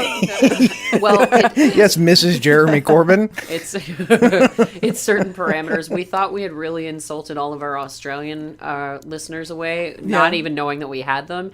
And it turns out that's our biggest fan base so Yeah, far. and by the way, to follow up, because we mentioned that on the last episode, and I said something about thinking that's got to just be some kind of a glitch. I actually went back and checked. It is not a glitch. No, we've got There's like 4 cities, and they're all around Brisbane. Cool. I don't know why. We're not just popular in Australia. We're popular in Brisbane. I love it. It's like the Atlanta of Australia, from what I understand. Is it? No. No, not even a little bit. Jeremy, or Jason, whatever your name is, stop taking me seriously. But yeah. So here's the next plague? Yeah. Isn't eclipse really considered a plague? Like, I know in the Bible he stretched his hand toward the heavens and there was darkness throughout the land of Egypt. But... Well, they're playing fast and loose because they also have the boils, which they literally, in this movie, this is the plague. It's boils and sores. Yeah, therefore, they're all hypnotized slaves. Well, wait, what? Everyone in the world, except for the actual people who were at Hominoptera, are given boils and sores. So it's very selective. Yeah, that's true. That is true. Because you would think that would possess... It's kind of like that Rick and Morty episode where everybody got Cronenberged except for his direct relatives. But there's nothing tying these people together. True. Only Evelyn and Jonathan are actually related. But this movie would be so improved by Rick and Morty. But every movie would be. That's not a dig. Rick would actually, this was the movie that my best friend and I we constantly... or frequently we will watch a movie and we'll say, you know what would make this movie better? And the answer is always the same thing. More cowbell. No, Batman. And it actually... but which Batman? Like Adam West? That's a very important distinction right there. Good question. Christian Bale would not. Typically, it's Michael Keaton. Whoa. Who is my favorite Batman. Okay. Well, I know that's your favorite. So, Katie, who's your favorite Batman? I don't think I have one. I just... I'm very anti Christian Bale. But actually, the Christian Bale one would work better because he's so super serious. So can you imagine Christian Bale's Batman in this movie? Oh, yeah, trying to punch the sand that is Imhotep, just like, Batman. No, we're just going to go in here and do wacky hijinks. Yeah. Well, it'd be best to have the original Batman. Oh, Adam West? Adam West. Yes. That one would be great. Because then he comes equipped with sound effects. Like, he's punching the sand. That's true, yeah. Pow! Pow! Zing! Thwap. Looks like a villain made of sand, old chum. And then you got the Robin, holy mackerel, Batman. Something fishy's going on. Yeah. Holy horseshoes, Batman. Yeah. It's a mummy. Like, so it would... Holy Rosetta Stone. And they would have... oh, God. The Rosetta Stone does make an appearance in this movie. That's how Evelyn actually pieces together the entire mystery. I'll point it out. Seriously? No, Really? I'll point it out when we get there. Yes. Patience is a virtue. I've actually seen the Rosetta Stone. Not right now. It isn't when she's... yeah. But it's the Rosetta Stone. It's in a museum or but something. hold on. That's... It's in the British but I Museum. Thought that was in like the... I thought that was in like the... Okay, they're picking and choosing stuff from the Bible and history, and you're mad about this. Also, yeah, because they knew that's how we were able to interpret ancient Egyptian. It was because of the Rosetta Stone. Because I'm not it was telling in Greek. I'm not telling you that you're not right, Katie. I'm just saying that the movie's not right. I'm movie wrong. I'm movie wrong. You're Got movie it. wrong. That's Okay. I'll admit I'm movie wrong. Yeah. I love the part where he's holding Benny up to the ceiling fan. Because what is that going to do? And that's what I'm saying. I wish that in the movie they had just gone on ahead and had him go ahead and lift him into the ceiling fan and have it just go thwack, thwack, There goes thwack. Jumanji Dad. Yeah, Jumanji Dad perished amongst all the other idiots. TKO. Well, because what they're doing but with the chest is that it's got the sacred canopic jars that hold Imhotep's innards. So that's why all of the different Yankees stole... Oh, I was Here's your totally favorite wrong. part. No, that's what it is. Oh, Here comes the jaw. Oh, yeah. The unhinged He jaw. unhinges his jaw and spits a bunch of locusts. Vomits. Vomits. Okay. Now, do Vomits. locusts actually do something to people? No. I didn't think so. They're just like the scarab beetles. Everybody, No. yeah, if you actually heard the people there, they were all going, ew, ew. Yeah. That's what I say when I see a swarm Well, of bugs. Yeah. Especially if they're flying right at me. Wait, hold on. Okay, so this American has one arm in his coat and one arm not in his coat. This is not for any reason. It's cool. Just it. Hey, it's 1925. He might have polio. Well, okay? I'm he can't get that arm through that sleeve. I'm going to take my fairly certain it was 6-shooter in out before. and start shooting at stuff. Yeehaw! I'm going to point my So he 6-shooter turned at... into Yeah. an old Southern guy. Yeah, well, he's a old prospector, I think. No, he's a cowboy. Yeah. he's No, one of the cowboys. Yeah. But yeah, so he's one of the guys that opened the chest. But yeah, that's the reason why Imhotep is after the guys who opened the chest, because when they mummified him way back in BC, The right people will get that joke. I know they will. Yeah. But when they mummified Imhotep, they put his organs in 5 sacred canopic jars that went into that chest that the I Americans thought that was then were opened. her organs. No, they're Imhotep's organs. Yeah. Oh. So that's why Because he survived with his organs in these jars and still was able to live and scratch things in the sarcophagus. Apparently so. So see, yeah, he was alive when all this happened. So the mummification was it? No, I disagree. Here's the snack. I disagree. Is it Anaxinamun's There we go. organs? Is that Because- what you're saying? And wait, they explicitly say in the beginning, exposition monologue that they removed her organs and put them in 5 canopic jars. Oh my God, You're you're right. right. Oh, okay. And I'm they mixing it didn't up. do that to him. They just wrapped him up and threw him in the thing. That's right. You're totally right. My bad. Listeners, I apologize. I'm a fraud. But yeah, okay, so because that is what he needs to bring Anaxinamun back. That's yeah. Okay, because otherwise he could just collect the jars and then regenerate his Right. organs himself. Okay, that makes total sense. So yeah, that's why he's sucking all the Yankees dry, and now. But he's why on- doesn't he put on here's the moment. clothes? Hold on, here's the moment. Well, he's in a robe, a very attractive robe. But yeah, he kisses Evie while she's asleep, and Yeah, somehow that doesn't God. really wake her up. And I don't get this understand part. why he starts to rot as he kisses her. That doesn't make any sense. He Well, maybe doesn't when he steal gets anything from her. excited. David, your son is in the room. Yeah, I just said excited. Wait, I just said David. I Your- know. Your son's Jaw. name is David. Yeah. Sorry, whatever. Yes. Yeah, you're the same people. But yeah, so Brendan Fraser does. Whoa, that wasn't footage played backwards. No. If you hear the giggling of a younger person in the studio, that is David, Jason's son. In case you were wondering, we're not, harboring any children in the studio. But yeah, so Brendan Fraser does whip out the cat again, and he's like, "Look what I got!" Woo! And then the Imhotep runs out the window, made out of sand again, and pieces out. But yeah, so I think we're 1 jar away at this point from having all of. What are you laughing at? We're 1 jar away. No, we're 1 jar away from having all 5. Collect all 5, Jason. Collect them all. Gotta catch them all. But yeah, okay, this is the point where I told you the Rosetta Stone comes into play. Oh, Because, okay. I see it. Yeah, see, there it is. It's just background. in the hall. I told you. It's a decoration. Yeah, we just have it over here. 1925 Egypt. I don't know what to tell you. But yeah, so that's how she sort of breaks. Milky Way, Milky Way. Wait, what are they saying? Imhotep. Oh, that's what they're saying. Yeah, sorry. Imhotep. God, what's wrong? We've with got you? boils and sores, and that's making us do this. Yeah, because don't you get some sort of mystical fever when you get boils? I don't and know, but the movie plays that so I think straight. that's just an STD. Ooh, Got a history you want to share with us there, Katie? No. Maybe your mom shouldn't have let me give you that Moulin Rouge DVD. he needs concealer. Oh, Don't you think? that would help him out. Yeah. But I mean, it's gonna crack when his jaw goes That's true. snake-like Yeah, that's anyway. true. So, Yeah. and his base ends at his neck, making him look like a party clown. So, he doesn't know how to do makeup. Sorry, we keep making Rick and Morty jokes, and Katie's never seen it, so it's bad. But yeah, okay. So Evelyn is literally like touching the to be- Rosetta Stone to be with fair, her bare hands. that is the Rosetta-ish stone. I know. Okay, once again, it's the movie, not me.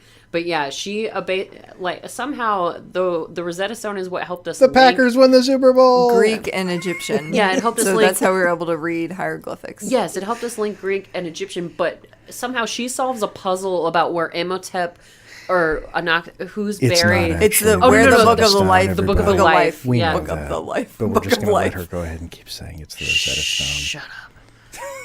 That's what is it then? It's just something. It looks like the Rosetta Stone. That's what I mean. It's the Rosetta-ish stone. Okay, so anyway, that's listeners. We've replaced the Rosetta Stone with something Rosetta-ish. Let's see if Jade notices. And apparently the army of the undead, whatever, are really stupid. No, this is Walking Dead, 1,000,000,000%. I'm pretty sure this is where the Walking Dead stole this concept because they're walking around marching and saying Imhotep. But they and don't speak in Walking Dead. They don't, but it's the similar concept because Jonathan gets stuck amongst I a love that group of car. them chanting Imhotep, and that's he's right. like, Imhotep, and just because he acts like them, they leave him alone, even though they were charging him 2 seconds earlier. Whereas in The Walking Dead, if you put Guts the and innards and the gross. skin and Well, stuff on you, The Walking Dead I won't think bother Imhotep, you. I think he has TMJ. That might explain that. But You I know, thought that that's could lockjaw. explain, the issue he has. You know, Trying to laugh away from the microphone. He needs to go see a good, ENT or somebody like that. He needs an ear, nose, and throat man right away. Stat. Because that's what you got to worry about is like, what kind of a kisser? Don't think about going backwards in this scene. Go ahead and run all the people down. I mean, I think The poor innocent victims. okay, to give the listeners some actual visual, they're in the alley where all the Imhotep, Boils, and Source people are. They've sort of headed them off at the pass. And yeah, Brendan Fraser's solution to that problem is to run them all down. And then they all get into kind of a neat two-person line.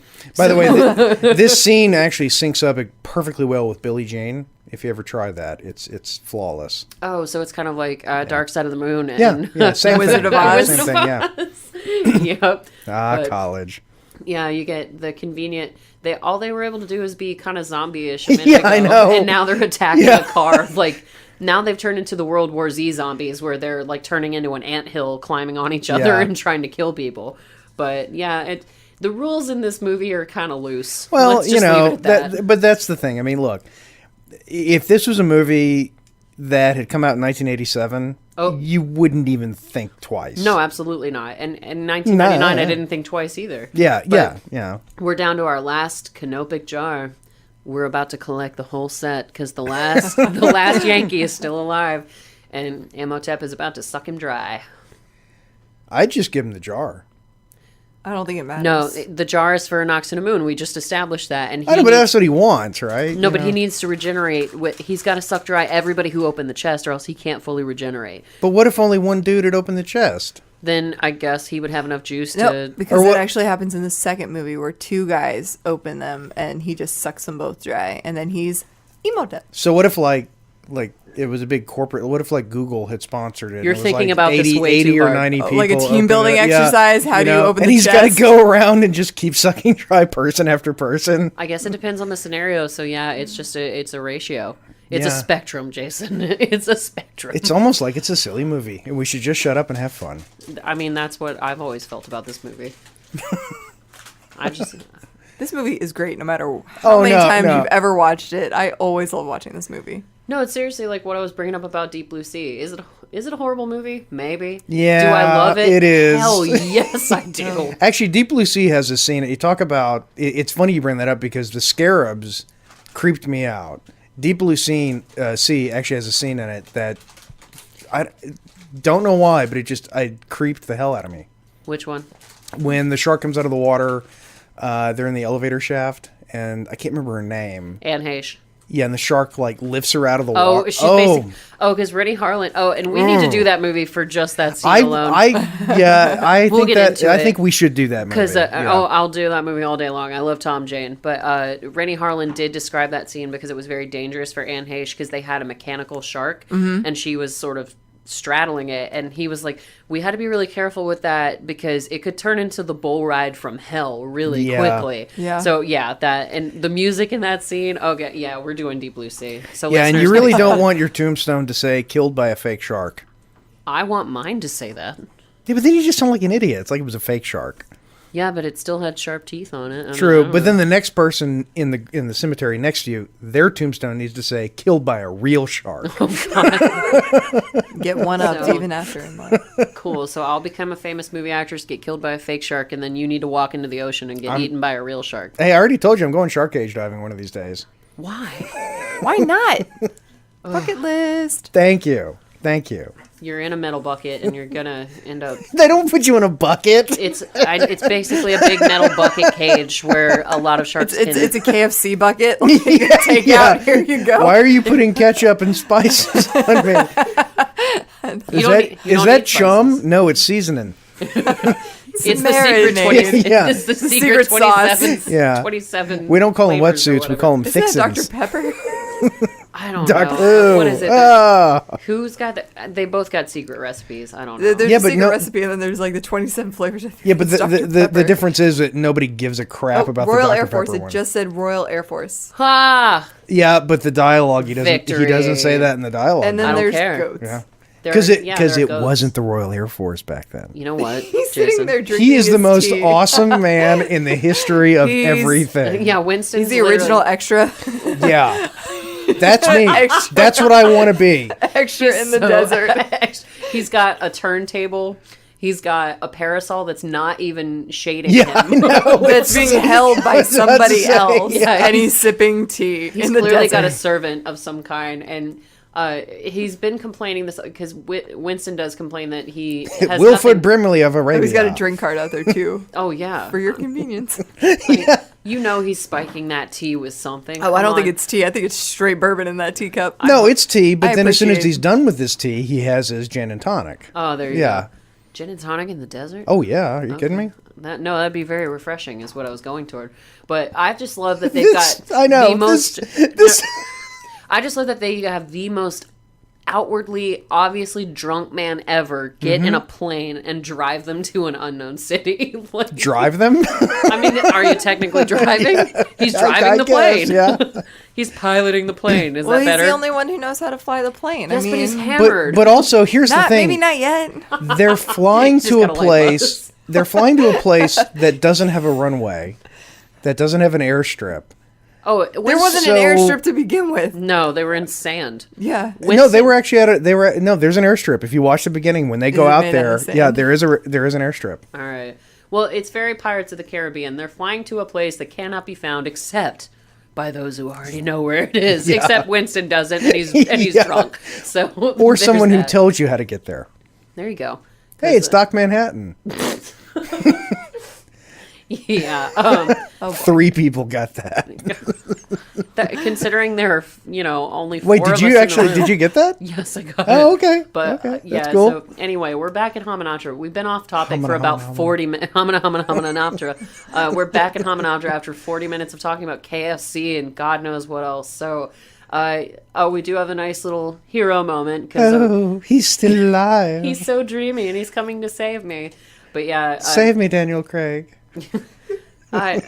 Daniel Craig has more gadgets, but I guarantee you Rick O'Connell has more weapons in that True. duffel bag. Well, Daniel Craig would have just beaten the hell out of He's got the Imhotep. rogue.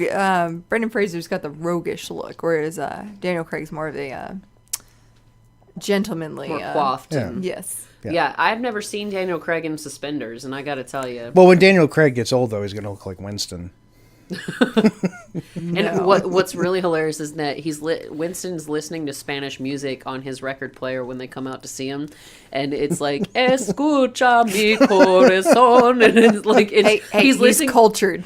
I'm saying he's listening to romantic Spanish music because "Escucha mi corazón" is like "listen to my heart," and he's just sipping tea out in the desert listening to that music. And thinking of the woman who We had a broke his conversation heart. about this the other day, but it's when you're poor and you're weird, you're just weird. But if you're rich and you're weird, you're eclectic. You're eccentric. So now that's what he is. He's eccentric. Oh yeah, that is 100. And we see Imhotep's awesome party trick where he Yeah. can control the sand and eat a plane with his own face. Yeah, but all you have to do is give him a kiss on the lips, and It'll distract him. yeah, he just starts going humana, humana.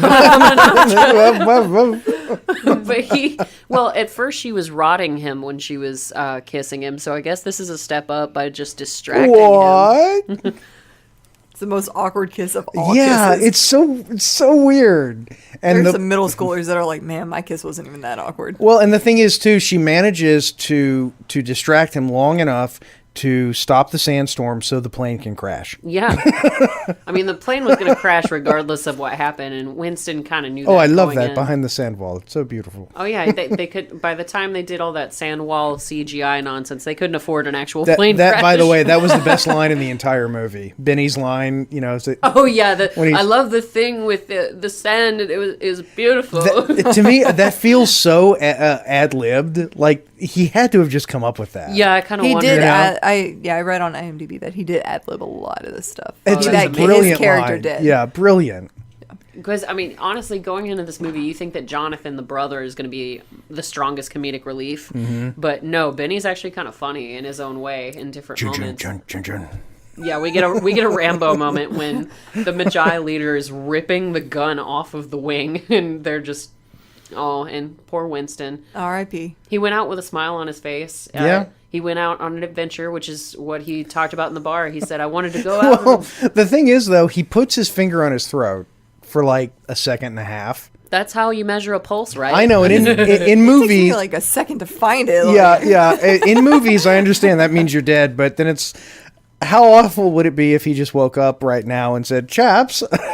Well, it would suck because he's sinking into into quicksand, which it's anything but quick, gang. Yeah, it It's is. just yeah. his plane is slowly sinking. It's modest stand.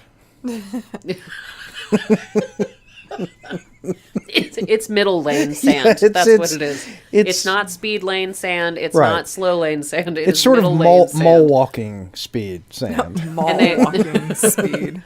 It's oh god. But yeah, so now we're back at Meanwhile, we cut back. Inside. We cut back to Hamanoptera. Hamanoptera, yeah, where Imhotep is going to raise Anck-su-namun from the dead. yes, with the extras from the Thriller video. Big time. 'Cause it's mommies. Feel the night. That's as much as we can do without paying any money. Wait, I thought Michael Jackson died. Are they still going to sue us over this? Oh, absolutely. Oh yeah, yes. I thought they were focused on that documentary on HBO. Do you think they'll No, even notice they- that we exist? No, they only sue people who, state the absolutely true fact that he molested children. Oh, okay. So I think And there we go. so we're safe. Until then. We're safe, unlike those poor children. Oh, God. It got so real so quickly, listeners. But meanwhile, in The Mummy, We make no apologies. Oh, but see, Jonathan falls victim to the same thing as the prison guard. He pulls one of the scarab beetles out of the wall that's calcified and then discovers that it's... I would have dropped it. Yeah, just fling it away. Yeah. But yeah, it goes into his palm, and he's got no blood on his palm. But Well, it's yeah, just- exactly. How much tissue damage has this damn thing done to him? Seriously, 'cause that, I don't know how his arm is basically even he's- useful after Yeah, this. he's totally fine after this. Especially since Rick digs what looks like a 10-inch blade into his arm to dig the beetle out of it. Well, and another thing I read somewhere was that scene was actually motivated because the actor had hurt his hand.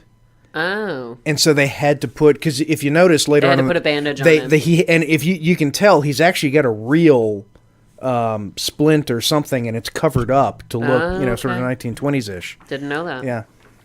Very cool. Oh, and now we see the first of Imhotep's lower Minions. priests. Yeah, pulling some...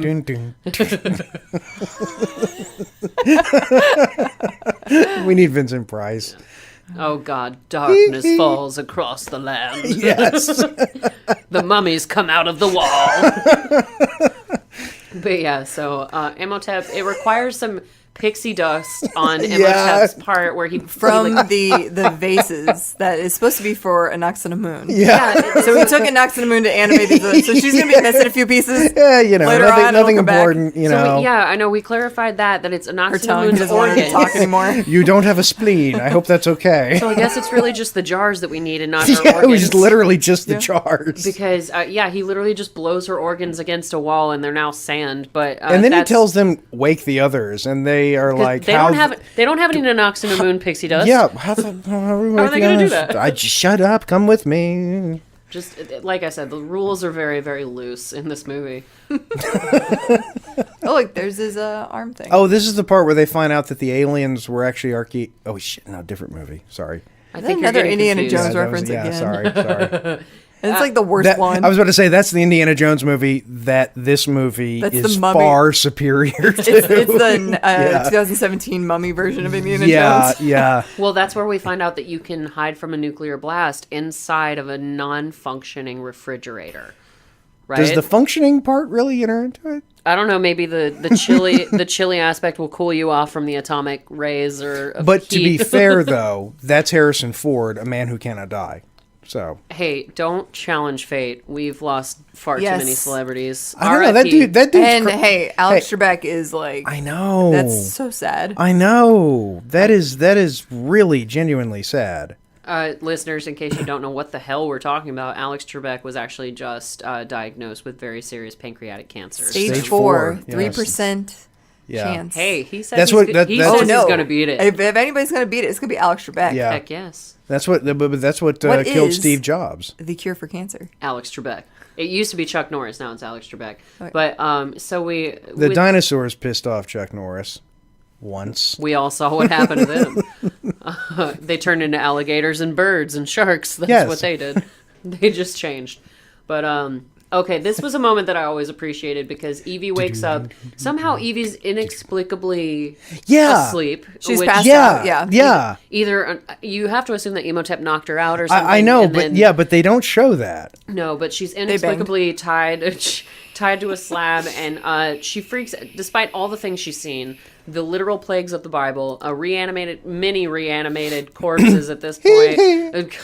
I don't know that she witnessed any of that at Neverland, but there's a rat on her stomach, and that freaks her out. Well, it's a real rat too in the real life.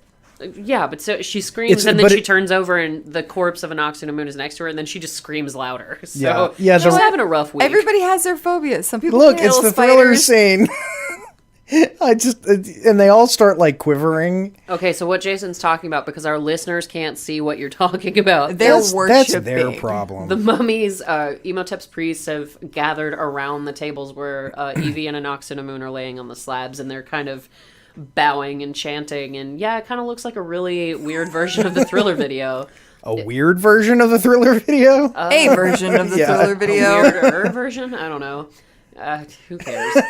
But meanwhile, this is one of Evie's kind of damsel in distress moments where she's like, Jonathan? Yeah. O'Connell? Anybody? I'm surrounded by mummies that all look like they really have to pee.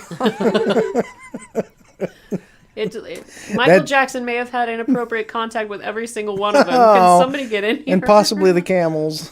Oh, no. I'm just not ruling it out. Now we're going to be haunted by Michael Jackson. And it's That all would your be fault. awesome. No. If I'm going to be haunted by anybody, I want it to be by somebody cool like Tim Curry or... He's not dead. I know, but... I was like, wait a second, hold on. But if anybody... I need to Google. Sorry, Tim Curry. But if anybody could pull off a haunting before they die, it would be Tim Curry. Yeah. We Okay. keep saying slab. Yeah, so change I'm- my mind. yeah. You Keep saying can't. slab. I'm having like Rocky Horror like flashbacks. What's It's on just the a jump slab? to the left. Yeah. But yeah, now they're going to rescue Evie. And, Sorry that the humor ran out. Oh God. I do love, by the way, we missed it already, but I think my favorite part of the whole movie is when he strikes the match Against Jonathan's face. on his face. I love it.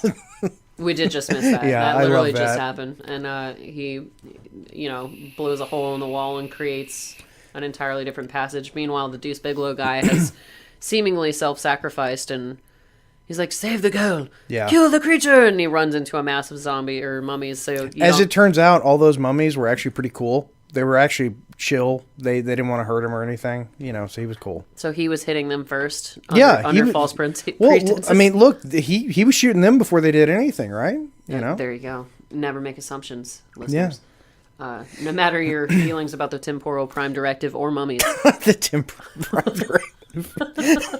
Oh, you had to bring Voyager into this. I mean, I did it during Back to the Future. That's too, true. So I make good references. Hermano. Hermano. You know what we need to do? I think for our Patreon people, which we are going to be doing that soon. We've been talking about different ways of giving things to the Patreon supporters. Mm-hmm. I think we need to do an audio commentary. I think when we do an episode like this, because you said it earlier, the audience can't see what I'm seeing, so they don't know, if we're doing the jokes. They don't know exactly. So we can play the movie with our audio commentary. A straight up audio commentary I'd be track. down. Yeah, I think because God. I think it'd be akin to the burn unit on Bob's Burgers. Ooh, Yeah. I can't get away from the serial killer Yeah. because my dress is too tight. Yeah. Oh no, now I'm dead. So Yeah. I could see it turning into something like that. I think that would be good. So I think that might end up being one of our Patreon. We can do that. Yeah. And I think that'd be good I'd with pay for that. our feud episodes where we Yes. pick our favorite sitcoms or Yes. whatever. So yeah, we can do that. So more projects to come, listeners. Stay tuned. But especially Ooh, with you just teased that though, the feud episode that is upcoming. We're not going to say what it is now, but if you like to hear grown people arguing over which TV show is best, and who doesn't. now that Jason's completely ruined it after I just very, very well teased it. I but, didn't tell them that we were going to do an episode where we all pick a different sitcom and argue which one is the best. I just threw something at him, listeners. But stay tuned, and if you're a Patreon member, you'll get to see that. But yeah, I can see that being good content with us commentating and having the movie playing, possibly because, especially in a movie like The Mummy, it's so visually strong, where Brendan Fraser is literally taking on an entire like group of mummies with a sword. Well, he's being attacked by 3 mummified stooges. Yeah, one of them's trying to hit him with a tombstone. Yeah. He chops its legs in half and it just falls backwards. And meanwhile, Yeah, see, look at his wrist. That is Yeah. very much a real bandage. Jonathan got that at CVS. That is a drugstore bandage on his wrist that they tried to make look. Yeah, you ain't wrong. Yeah, so he's wearing that bandage because he clearly hurt himself. But now it's not just Imhotep's priests; it's the old school Magi who protected the pharaoh, but Imhotep is in charge of all of them. Stellar job. Yeah, Oh, they yes. they really just did super. And They phoned it yeah. in that night. They look Yeah. like they belong on a really bad color guard team where they're just left, right. Step team. Yes. Oh my God, Step Team. Oh, that's an old school reference right there. I don't even know what that is. They still do that. Do they? What is it? It was kind of like breakdancing meets like rhythmic dancing. There's stepping and there's clapping. There's stomping and like you it make. is very rhythmic. I'm already bored, so let's just go on with It's basically, here comes treble, but with your body. And I'm not going to explain that any further. I would, yeah, we can leave that. It's a cappella. Oh, there's the scene where Brendan Fraser makes the George of the Jungle sound. Yeah. Oh, and then they No, scream literally, it they way use the louder. exact same sound effect. Yeah. Did they really? Yeah, they did. Yep. That's awesome. Yeah. Watch out for that mummy. I think I already made that joke. Sorry, listeners. But yeah. Oh, yeah. We've got a bunch of weird, like, comedic. Yeah, we're going full stooge at this point. Yeah, because there's like a giant bird cage Yeah, containing. Now they're up there. Oh yeah, Surprise! because The only thing They this crawl on the wall. Yeah. yeah, the only thing this movie doesn't do is the hallway bit where they go in one door and then they come out another door. Yeah, very They come in- Scooby-Doo. Yeah, the Scooby. Yeah. where like a mummy is suddenly like backpacking on top of Brendan Fraser. Yeah. Then Sammy Davis Jr. comes out. dressed as Beetlejuice. Yeah. Because he was supposed to be the original. But yeah, Brendan Fraser's literally taking down an entire army of mummies with a sword. Yes. They've got a very obviously cardboard sword. Oh, big time. I mean, And it just like, meanwhile, like this is where Evie kind of saves the day because Jonathan does She's also a nerd. read. Well, yeah, she nerds herself to freedom because her brother sort of reads ancient Egyptian, and he's trying to use. She's in a knife fight with this crazy bitch, Anaxuna Moon, who and she's telling Jonathan how to read ancient Egyptian while she's being grappled around the throat and With just it's a bird and then it's flapping a bird, his, a stork. yeah, and That's maybe second move. Is that the first one or the second one? No, that's it comes this one. in. No, it comes in both actually. Oh, really? Because Snap. it's like Hutashina Metaphys or whatever the word Yes, is. a Metaphys And is in this one. A Metaphys is the bird and the stork, and then in the second movie, their son Alex is like, "It's a bird, Uncle Jonathan, a stork," and he's like, "I know that one," because Evie yelled it at him in this movie. See, I really want to watch the second one now. It's not great. I but love see- the second one. The second one I feel like is even better than the first one. No, I think it's not. funnier. It's funnier, and Evie's a badass. They cash and in her on- yeah. hairstyle's much better in the Okay. second one. All right, for those reasons alone, I can get on board with number 2. That's but- my movie criteria. Got it. Badass hair, make the girl a little more hardcore. hot, I'm in. hot. The terrible color guard team. But No. yeah, so we've got so they've kind of turned the tables on Imhotep because Jonathan read off a Metaphys, and now the Magi are killing Anaxuna Moon, and now Imhotep is really, really mad. No, you And this is the scene where standing on an apple box. Which never that doesn't there's happen. an arm. And no blood, literally none. Oh, no, he's doing the one-armed rope thing too. Yeah. It It's just, a look. yeah, Brendan Fraser chops off Imhotep's arm, but it's useless because Imhotep is immortal, and he just sort of slaps that arm right Yeah, back on. he just goes full T1000 and just, Come with me if you want to die. You know what this movie needs? More cowbell? No. Alan Rickman. Oh, God. He would have been great as Yeah. the Egyptologist. Wouldn't, Yes! wouldn't As Alan... Jumanji dad. When he Yeah, said that, that's yeah. exactly what I Wouldn't thought. Alan Rickman have just been awesome in this movie? Oh yeah. Of course, it's very hard to pick a movie that wouldn't have been improved. Yeah, by Alan Rickman. Mr. O'Connell. I am an exceptional So he's Egyptologist. clearly, yeah. But yeah, so Imhotep now is grappling Brendan Fraser by the apple box. Hello. He's choking him to death. And that's what I love so much. So Evie finds the spell that's going to kill Imhotep, and when Imhotep hears it, It's Darby O'Gill and the little people. No, but Imhotep like swerves toward her, like, oh no, she figured it out. And Brendan Fraser does the same thing, despite the fact that he's being choked to death. I was like, It is a Scooby. And yeah, rut-row, Raggy. But yeah, then this chariot comes along and sucks out Imhotep's soul or life essence, but he's still alive. His immortality. Now he's just we don't dude know in a that. loincloth. Yeah, now he's George of the Jungle. Yeah. But yeah, so we find out it's a very dramatic pause because Brendan Fraser's mad. He's like, I thought you said that spell was going to kill him. And he stabs Imhotep in the stomach, and she goes, well, he's mortal now, so now he did. So, okay, and I get that. Gross water. Yeah, and he ends up in the in the tar. Yeah, the tarry toilet water. The with the skull. The rotted soul water. That's what it is. And he looks very bummed. Jesus, I feel like that's understandable. He's literally this is great. He's actively rotting in less than 30 seconds. I'll see you in the sequel. Which is not my real name. I'll get you, meddling kids, and your little kid too.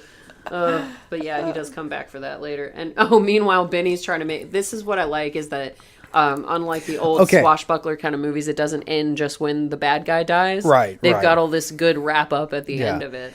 So the Egyptians, very clever people. I think it's very obvious from this movie. They were very clever. Oh, yes. I would have had maybe a sign on the wall that said, don't press this or put anything on it. Because if you do, you'll destroy the entire city. How do you know it doesn't say that in hieroglyphics? I know, but I mean, maybe a velvet rope around it or like some high visibility tape. Well, you do know the Egyptians, they did invent, velvet. That's true.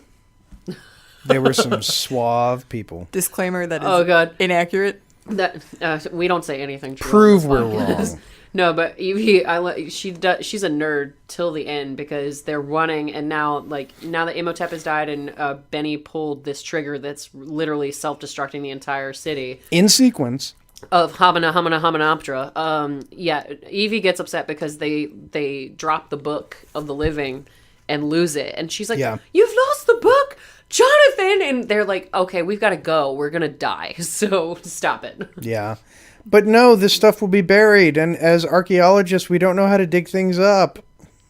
Wait, is that what archaeologists I'm just saying it's like, oh no, the gold is all buried. Well, again. We might just have to come back with a shovel. Oh, man. I don't think they'd invented shovels in 1925. Yeah. Maybe that was the problem. This is the only movie we've done so far. And that was a very, that was an Indiana Jones very moment. Indiana Jones, because the wall is lowering and Benny's trying. Oh, this stressed me out. This stresses me out now. I don't like that shot. Benny's like barely making it out of being crushed. Like he's not going fast enough for my taste. No. You scramble with every ounce you got. Scuttle like a crab. Yeah, he's very confident. But he shouldn't be. No, he really shouldn't. And what's Benny. funny? This is Benny and the Scarabs. This is the first movie that we've done that was actually had a MythBusters episode done. Really? They actually did the thing with the mirrors to see if it would light up a room. It worked, didn't it? No. No? Oh. No, it didn't work. Oh, that's disappointing. Yeah. Well, movie magic. Yeah. And inexplicably, because the Scarabs just sort of appear whenever the hell they're going to show up. So Benny gets trapped in the Room of Wealth, but now Scarabs are literally pouring out of the ceiling and walls, and the oxygen is getting lower and his torch is getting dimmer. He's like the Mars rover. Yeah, The sun is going down and my battery is low. Quickly, this place is destroying itself in perfect sequence from the inside out. Just to make sure that our three heroes can make a very swift escape. But Pharaoh, when Seti designed it, he said, "Do it dramatically. I want drama." Well, the Egyptians were dramatic people. Yeah, they took the wealth with them into their sarcophagus. Yeah. They took their pets and their servants. Yep. Yeah. Which, I mean, Millie, in case you're listening, I'm not going to have you embalmed when I die if I die before you. Oh, that's not happening. Poe, you were going with me, buddy. I'm not taking my dog, but my servants, they're coming. Well, Katie, with your cat being named Poe, I think he'll appreciate it. So that's a very Poe thing to do. Yeah. But yeah, then you have the one last scare of the movie. They're all panting and they've run away from the city, and the Magi guy puts his hand on He Jonathan's somehow shoulder. snuck up to them on a And camel. he too has hurt his hand. Yeah, inexplicably. Well, he ran into a vat of mummies, so it's But possible his that- hand is wrapped like a mummy. Yeah, exactly. Maybe he caught it. Well, it's almost like, I killed all the mummies, and then, my hand was Speedy. slightly hurt, so I took some of their wrappings. I took a souvenir. It's a souvenir, yeah. Now I'm going to do nothing in Right off into particular. the sunset on my trusty camel. Yeah, well, Jonathan says that. He's like, oh, and he's just dun-dun-dun. leaving us. Dun, Great. dun, dun, dun, dun, dun, dun. And of course, you have to have the one. Dun, dun, dun, dun, Got lost in his own museum. Yeah. God. But yeah, now you have. They finally kiss each other. Aw, I love you, Daniel Craig. Do you just have a man crush on Daniel Craig? Is that what's happening right now? Well, yes. Okay. Everyone does. Oh, is that true? Okay, I wasn't Yeah. aware of that. Oh. But He's my neighbor, by the way. No, I'm not kidding you. yeah, he- No, I'm not kidding you. Daniel Craig has a house I in think Alpharetta. No. Daniel Craig. No, we have a place in Brooklyn. Oh, Daniel Craig has a house 2 blocks down. It happens. I mean, Yeah. Paul Newman used to live right down the street from my mom and dad Yeah. because he had a house in Roswell. And I was going to say in Roswell. Yeah, because one of our friends from high school, they didn't really participate in this, but they were at CVS or something, and they were in line with Paul Newman waiting to check out, and the person in front of Paul Newman dropped their jar of peanut butter, and it was like Jiffy, and he picked it up for them and handed it to them. He was like, "It's not my brand, but it's pretty good." And he was pretty cool about it, but because he's got all those salad dressings. She has salad dressing, but No, he's got peanut butter as well. How's he doing that? Yeah, he I has couldn't do dog that. food as well. Paul Newman had Paul Newman has everything. Yeah, he's got he's- coffee, dog food, yeah, he had oil, peanut butter. salad dressing I knew. No, See, that's where it ended. he's got Yeah. a bunch of stuff. brake but- pads. Interesting. But The whole- my yeah, my all of mom it. and my aunt, we were driving once when my aunt was in town, and my mom was like, "Jade, where did you say Paul Newman lives again?" I was like, "I'm not going to tell you because I can see where this is Yeah. going." So they drive into his neighborhood, and they were trying to like catch a glimpse of Paul Newman. I was like, "Mom, this is his spare house. I don't think he spends that much time here." Yeah, but no, Daniel Craig bought a place 2 streets down. Very cool. Yeah, Yeah, Brian so- Luttrell from the yeah, Backstreet Boys and- lives in and- Alpharetta. That's true. I desperately want to at some point be in a shop where Daniel Craig is also, so I can not know what to buy and go, "What do you think, Daniel Craig? You know? Which pastry should I buy?" I mean, I've met multiple celebrities, including Carrie Elways, but I've never had just like a meet cute like that with them. No, that's what I want. Out in the Yeah, wild. yeah. Out in the wild, in Out their in the wild. natural habitat. Yeah. We see Daniel Craig purchasing Paul Newman's peanut butter. Let's see what happens. Oh, he doesn't like it. And Paul Newman doesn't care. Oh, he's throwing the peanut butter to the ground. He threw it on the ground. Daniel Craig is enraged now.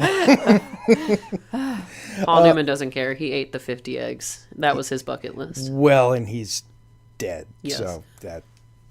Unlike Tim Curry. And on that bombshell. Yeah, seriously. I like had a heart attack. I was like, wait, Yeah, Tim Curry's seriously. dead? No, he had a stroke a couple of years ago, so they were really worried about him. But no, he's okay. Unlike poor Luke Perry, R.I.P. Oh, Oh, yeah. R.I.P. Yeah, because that did happen this week. So. I know. That That still bugs me.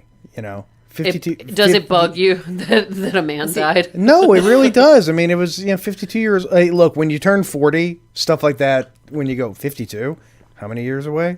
Oh crap. Yeah. You know, he probably worked out a lot. I don't. Well, then it might be about your time, as you Jason. may have noticed. But he also probably did a lot of stuff being from Hollywood. Well, that's so, true. You know, that takes a That's toll on the true. old ticker. Yeah, no, you're probably right. That is pure conjecture. I will not listen to you slander Luke Perry this way. Luke Perry was probably a lot of fun at parties. That's Let's a really leave- diplomatic way of That's a saying it. positive way to spin Let's it. leave it at that. All right. Well, listeners, you have gotten to tune into a very special episode with our special third guest, Katie. So thank you for dropping by and talking about the mummy amongst, other things like peanut butter and variant brewing with us. We've had a lot of fun today. Thank you guys for having me. This was a blast. Absolutely. And make From sure the past. to check out the website. That was a nice Brendan Fraser joke that she just... Okay. Yeah. That was And genius. those are all the Brendan Fraser movies we know. Inferno Man. What? Was he in Journey to the Center of the Earth? Inferno Man, Journey to the Center of the I knew- Journey to the Center of the Earth. Wait, what? Encino Man. Encino Man. I was going Wait to a say second, Inferno I don't Man. know. I've never seen it, but Encino Oh, Man. it's great. That would be a good one too. Sorry, I I'm think really someone loud else and might really be having a excited. stroke. I'm really excited. Oh well. Verbal But, yeah, dysplasia and Encino Man. pineapples. I had a stroke and nobody noticed. But, speaking of which, why don't you list off our social media, especially because I don't remember which Yeah. emails we have. So If you want to, well, first of all, go to the website, hindsighthorrifying.com. And if you'd like to get in touch with us, you can send me an email, jason@hindsighthorrifying.com. And you can reach me if you want to badmouth Jason behind his back at Darth Jader at hindsighthorrifying.com. just like everyone else. And since I don't understand email, if you want to talk to both of us at once instead of trashing us to the other person privately, you can reach us at hindsighthorrifying@gmail.com. No. We have the email address, hindsighthorrifying@gmail.com. I just said because that. you put that. That's what I just said. Because I don't understand email. You put it on every social media thing before we had the email. Yeah, address. I don't know how to promote my own podcast. So, but And you can find me at on Twitter. I am at NorthFoggy. and I am at Darth_Jader_, and our joint Twitter account, which we actually do have for just the podcast, is at Hindsight Horror. So there's about 1 million ways you can reach us in pretty much any preferential way that you prefer. So Yeah, we're doing our part. yeah, we've made ourselves so reachable and available. Yeah. Why are you pulling away, listeners? Seriously, Desperate. we're making an effort. All we want to do is connect with you. We're way more invested in this relationship than you are, so text us back or we're going to be mad. Yeah, you're a bad human being if you don't. True story. Until next time, we do have some special projects coming up, which maybe we'll just hint at in the future, but who knows, because Yeah. Jason is terrible at spoiling things. So, Well, and next episode we should probably go ahead and tell them about the play. yes. Yes. Da-da-da. You'll find out more about that next week or ish. Whenever we depending on when the next episode comes out. We're very busy and important listeners. We don't have time for this. Thank you all very much for listening, and we hope you have a very good evening, daytime, afternoon, or whatever the case may be. From Hindsight is Horrifying, good night.